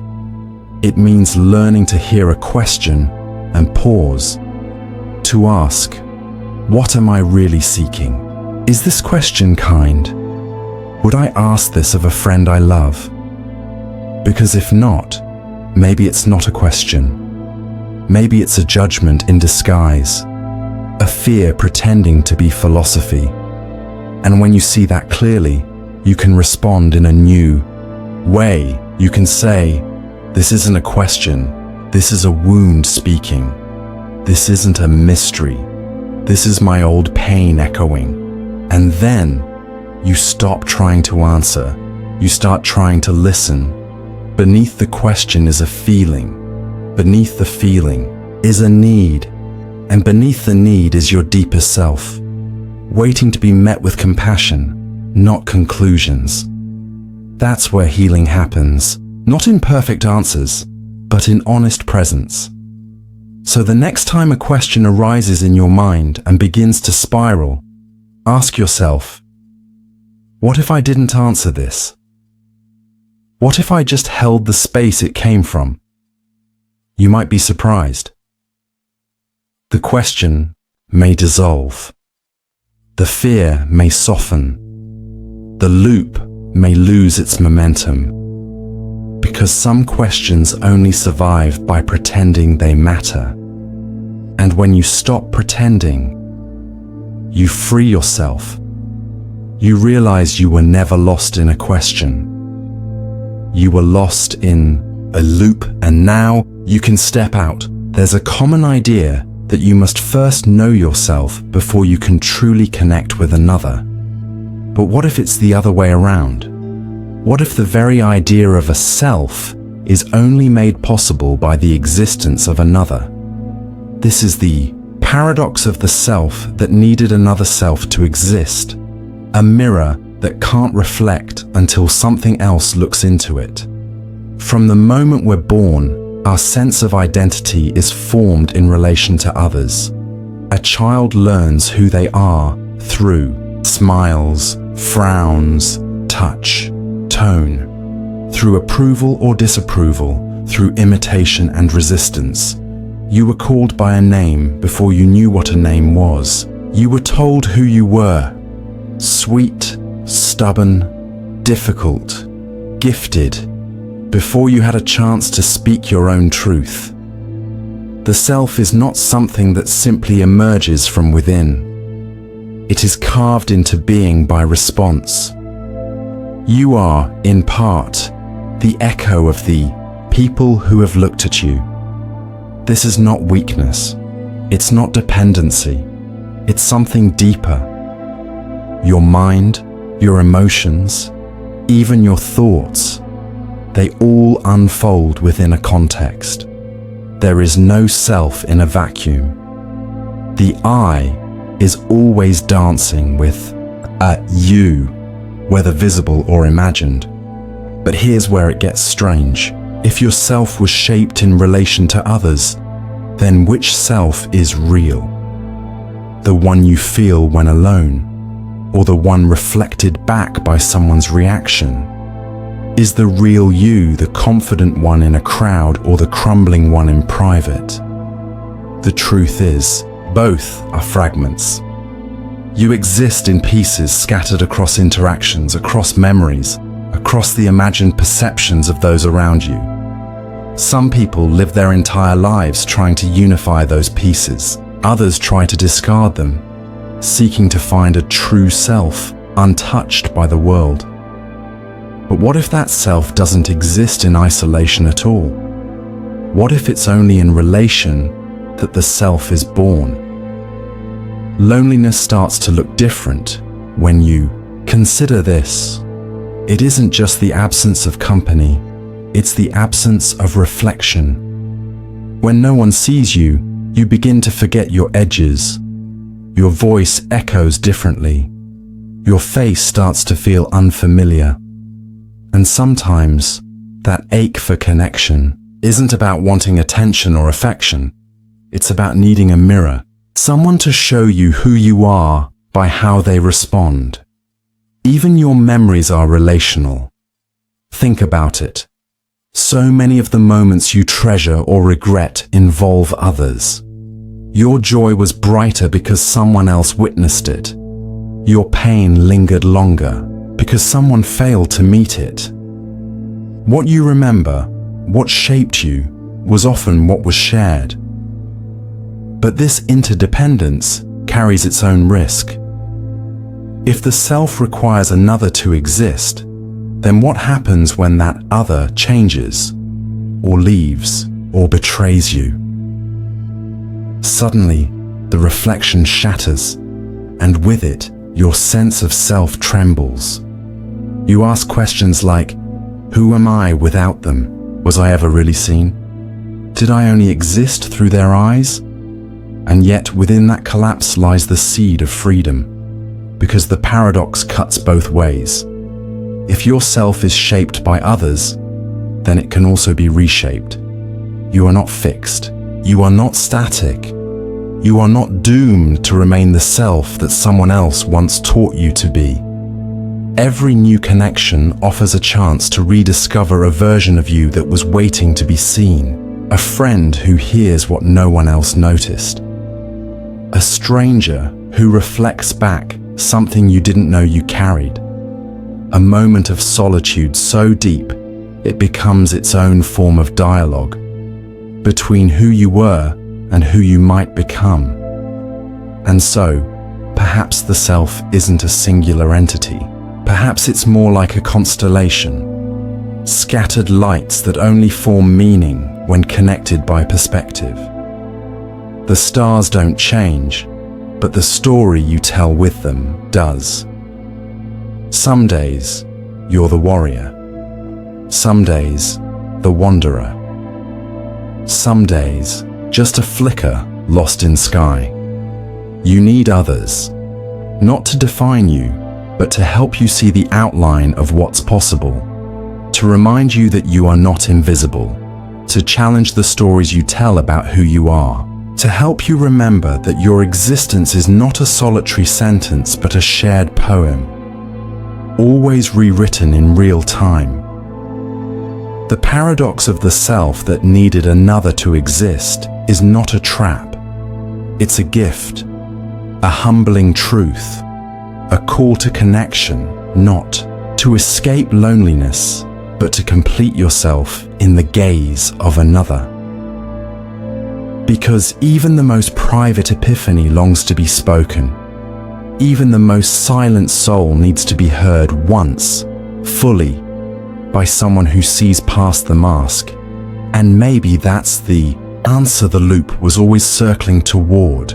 Not independence, not dependence, but into being. A self not trapped inside, but unfolding between. Reason is the tool we reach for when we want clarity. It promises order, logic, and a way out of confusion. It constructs frameworks, defines terms, outlines steps. It whispers, if you think hard enough, the truth will reveal itself. We treat reason like a compass pointing toward reality. But what happens when the compass begins to spin? What happens when reason rejects itself? This is the paradox of the reason that rejected reason. a mind so devoted to logic that it eventually disassembles the very foundation of logic itself. At first glance, it seems impossible. How can a process turn against itself? How can clarity collapse into confusion while still following the rules of clarity? But that's the strange thing about reason. It doesn't protect you from contradiction. It leads you directly into it. In philosophy, this paradox is known in many forms. The liar's paradox.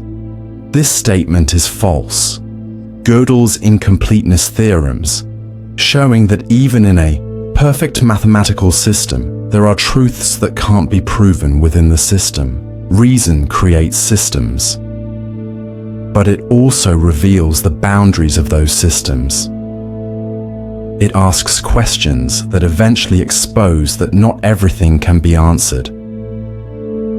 You start with a firm belief in logic.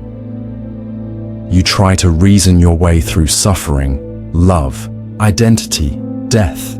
You make models, draw connections, test hypotheses. You organize the world into categories, right and wrong, true and false, rational and irrational. But then life resists. You meet someone who acts irrationally, but is somehow wise. You encounter grief that obeys no rules. You feel things that reason says you shouldn't. You ask questions that lead to more questions, and each answer seems less satisfying than the last. The clarity you once clung to becomes a hall of mirrors. Your conclusions loop back into your assumptions. Your careful arguments begin to contradict themselves, and suddenly reason, the very thing you trusted to bring order, starts generating disorder. It's a painful unraveling. You don't stop thinking. You can't. But each new layer of analysis only brings you closer to a wall your mind can't break through. You start to question whether understanding is even possible, whether language can really capture experience, whether the mind can truly comprehend itself. You begin to suspect that maybe the very tools of thought are part of the problem, that the act of dissecting life is what prevents you from living it. And so, reason turns inward. It interrogates itself. It asks, what are my assumptions? What is the cost of constant analysis? What part of reality gets excluded when everything must be explainable? It begins to see the hidden bias in its own lens. The preference for clarity over complexity, for control over surrender, for certainty over presence. Eventually, reason begins to suspect that it might be unreasonable. Not because it's flawed, but because it's limited. It can build bridges, but not oceans. It can explain how the heart beats, but not why it breaks. It can define consciousness, but it cannot feel it. It can deconstruct every belief, every system, every emotion, until there's nothing left but rubble. And then, in that rubble, a different kind of knowing begins to whisper. A knowing that is not opposed to reason, but beyond it. It doesn't reject thought. It just refuses to be trapped by it. It allows contradiction to exist. It permits paradox without solving it. It trusts that some things are not meant to be dissected, only experienced, that some truths are not statements, but silences. You begin to realize that the goal was never to find the perfect theory. The goal was to meet yourself in the space beyond answers. You learn to feel your way through the fog, to let intuition guide you where logic collapses. You stop trying to outthink the world and start listening to it. And in that listening, something shifts. Reason becomes a servant, not a master. It's no longer the ruler of your reality. It's a tool in your hand, one of many. You use it when needed. You lay it down when it blinds you. You honor its brilliance. but you no longer demand that everything fit inside it. And that's when reason, strangely, returns. But now it's wiser, softer. It has met its own edge and bowed to it. It has seen that the mind, left unchecked, will try to explain the stars out of the sky. But the sky doesn't need explaining. It needs witnessing, so you witness. Not to understand, not to conquer, but to be with.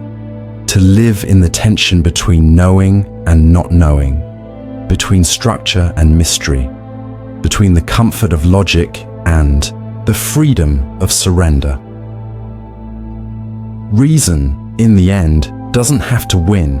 It only has to learn when to step aside.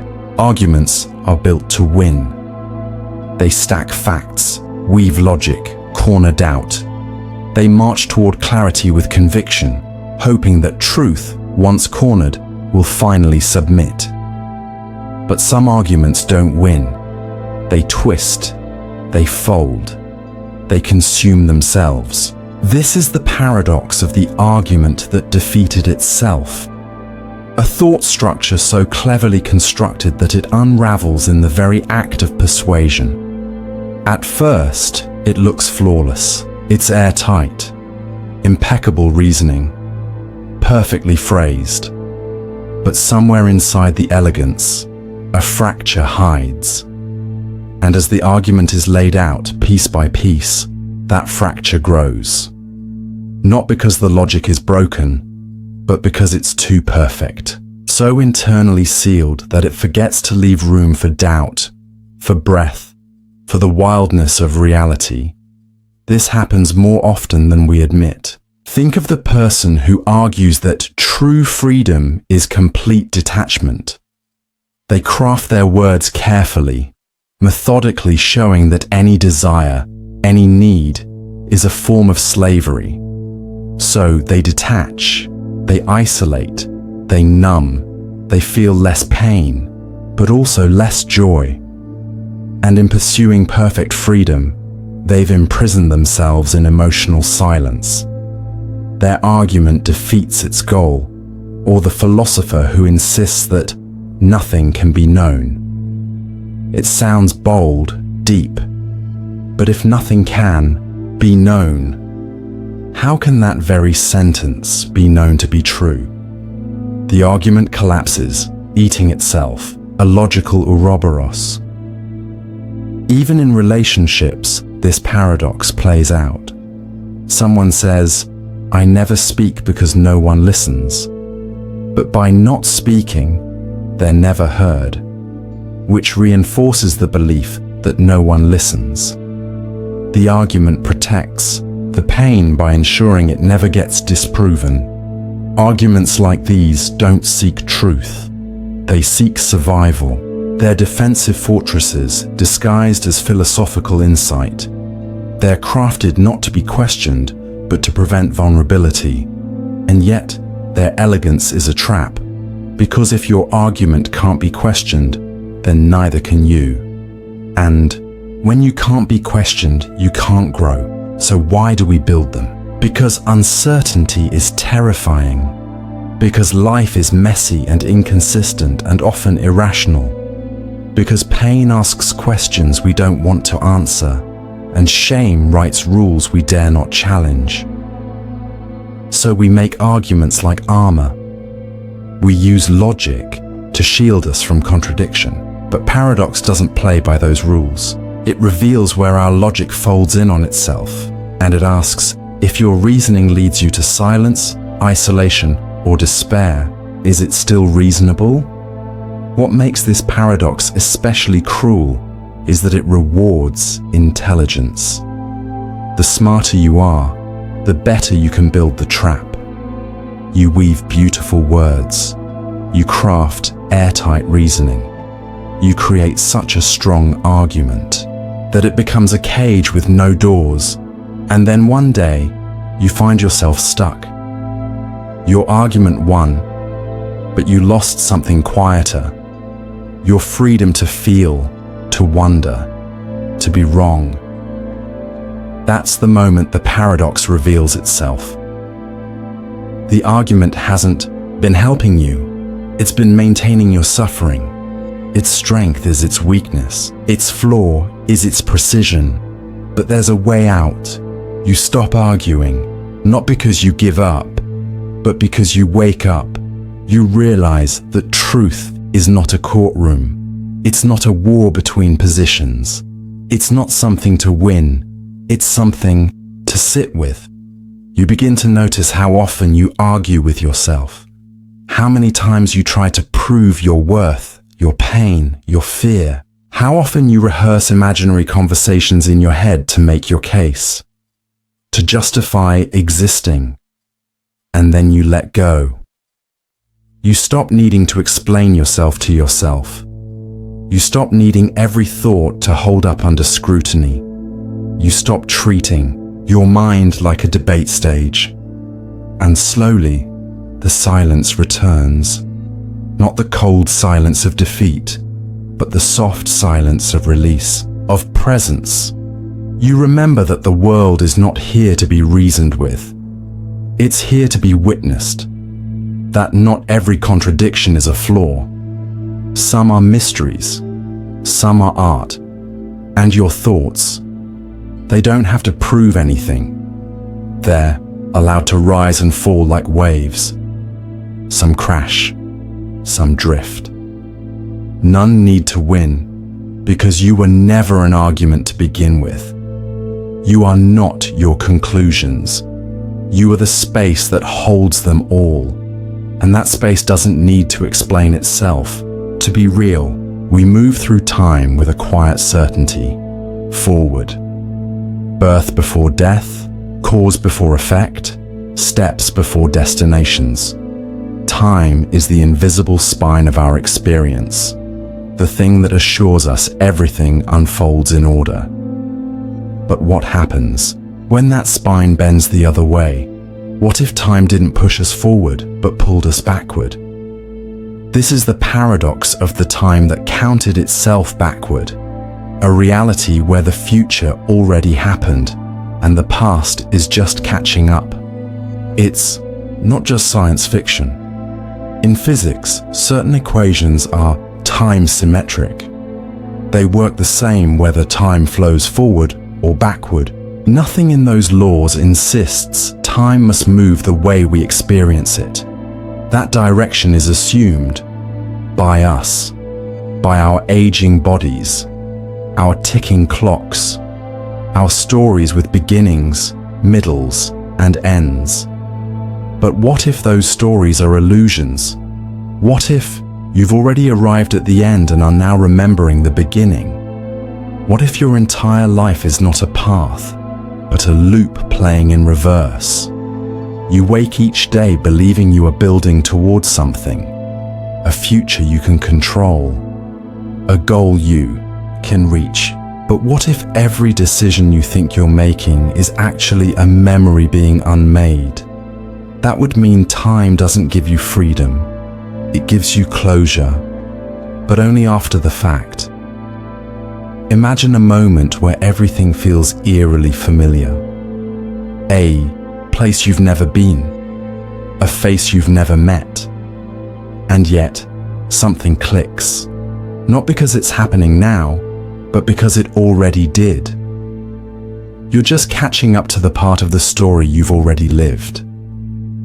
This idea reshapes responsibility. If time is counting backward, are you truly the author of your choices? Or just the actor remembering your lines? It reshapes grief. When you lose someone, is it the end? Or the beginning of the time when they first stepped into your life, reversed? It reshapes healing. Maybe you're not moving toward peace. Maybe you're unfolding the memory of already having been whole. But here's the unsettling part. If time is a loop, then what is now? Is the present just the seam between the remembered future and the forgetting past? You start to feel unmoored. You wonder, if I'm living backward, is progress even real? Are my dreams still dreams, or are they the echoes of what already happened? You become suspicious of causality. You realize how many things in life don't follow a clear line. You feel sad before you know why. You heal from wounds before you understand how deep they go. You feel nostalgic for things that haven't happened yet. And then you begin to suspect something deeper. Maybe time isn't a line at all. Maybe it's a mirror. Maybe each moment reflects all others simultaneously. And before and after are just the illusions we wear so our fragile minds can make sense of an eternal now. You're not moving through time. Time is moving through you. The past rewrites itself based on your current beliefs. The future is shaped by memories you haven't made yet. You think you are aging. But what if your soul is just remembering what it already decided long ago? This isn't a call to nihilism, it's a call to attention. If time is not linear, then your actions ripple in all directions. Not forward only, but inward, backward, sideways. A kind word today might rewrite an old wound. A new decision might reframe an ancient regret. Forgiveness might not change the future, but instead, redeem the past. And when you let go of the demand that everything must move forward, you find stillness. You stop running. You stop chasing. You stop measuring your life as a race against the future.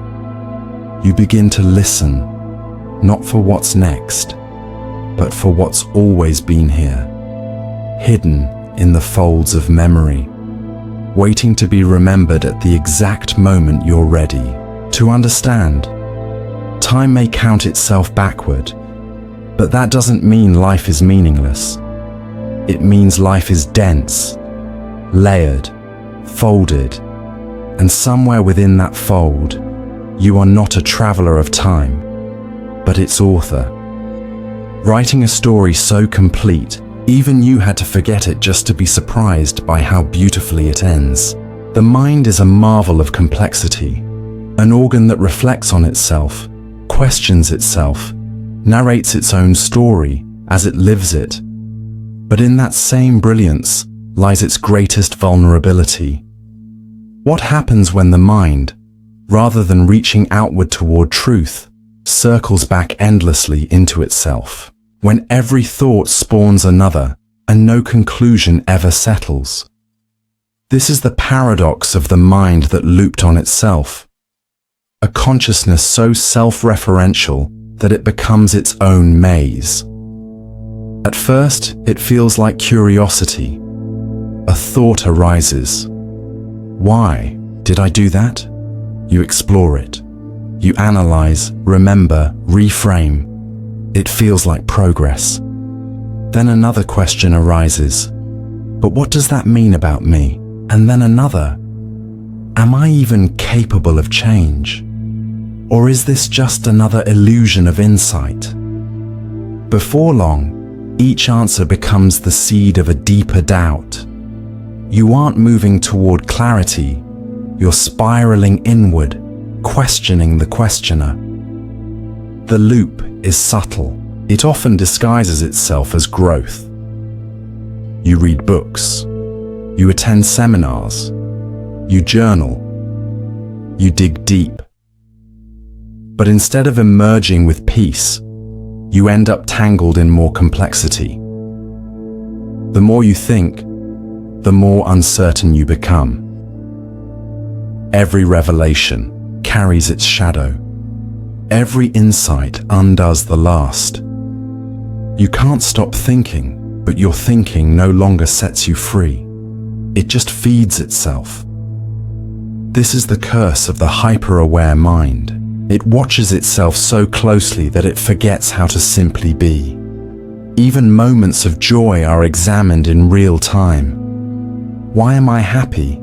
Is this real? How long will it last?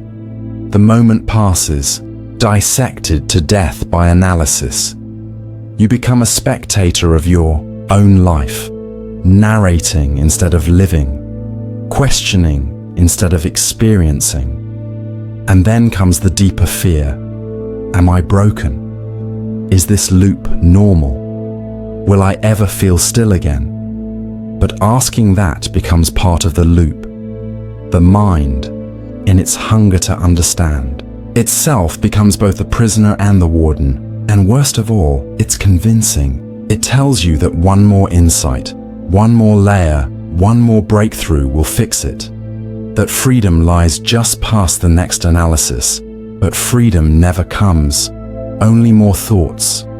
To escape the loop, many turn to numbing, distraction, addiction, anything to drown out the constant spinning.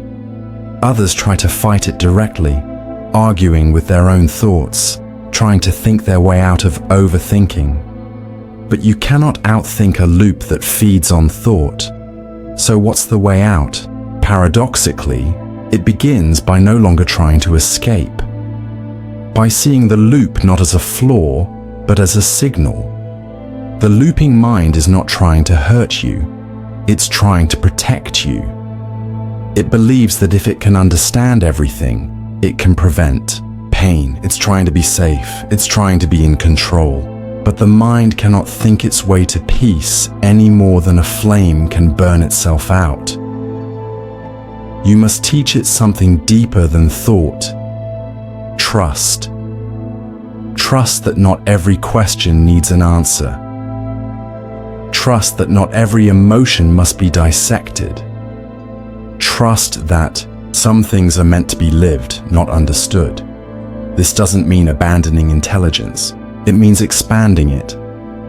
Letting intuition and presence sit at the table alongside logic.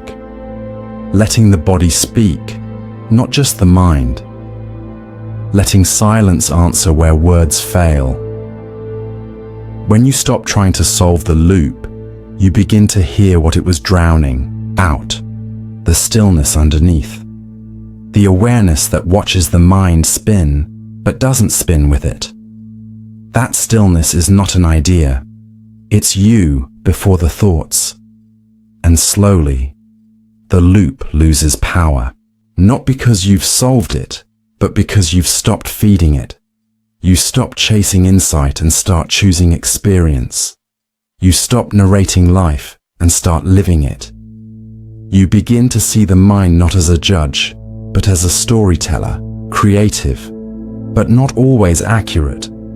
You don't have to believe every thought just because you thought it. You don't have to follow every question just because it arises. You can smile at the loop and say, "Not today," and return to the breath, the body, the moment. The mind may loop, it may return to old patterns. That's okay. What matters is that you stop identifying with the loop. You are not the thought. You are the awareness that sees it rise and fall. And, in that awareness, the loop unwinds. Slowly, gently, not with a bang, but with quiet space between thoughts, with presence, with mercy. You don't escape the loop by understanding it. You escape by remembering that you are not trapped inside it. You were never the maze. You were always the one walking through it, free, even when you forgot. After wandering through loops that think, truths that undo themselves, and identities that dissolve in reflection, one thing becomes painfully clear. The deeper we chase understanding, the more we touch mystery. What started as an attempt to master thought ends with the realization that thought was never the master, it was the mirror. Each paradox whispered something uncomfortable yet liberating. Certainty is a comfort we outgrow. The mind that questions everything may never rest, but it can learn to sit beside the unknown without collapsing into fear. It can breathe in the presence of contradiction without the need to resolve it. You may have felt lost along the way, disoriented by sentences that cancel themselves, memories that reverse, and logics that sabotage their own purpose. But what if being lost wasn't failure? What if it was permission? Permission to stop clinging to answers. Permission to stop narrating your existence like a tidy story. Permission to be without solving. We were never meant to conquer the mind's paradoxes. We were meant to remember ourselves through them, not as thinkers, not as knowers, but as the awareness watching it all unfold, calm, constant, and beyond confusion. The loop was never the enemy, only the forgetting that we were never bound by it. So close the book gently, not with answers, but with a deeper kind of knowing that the self is not a riddle to be solved, but a paradox to be embraced. You were never trapped. You were just thinking, too loudly to hear the silence that had already set you free.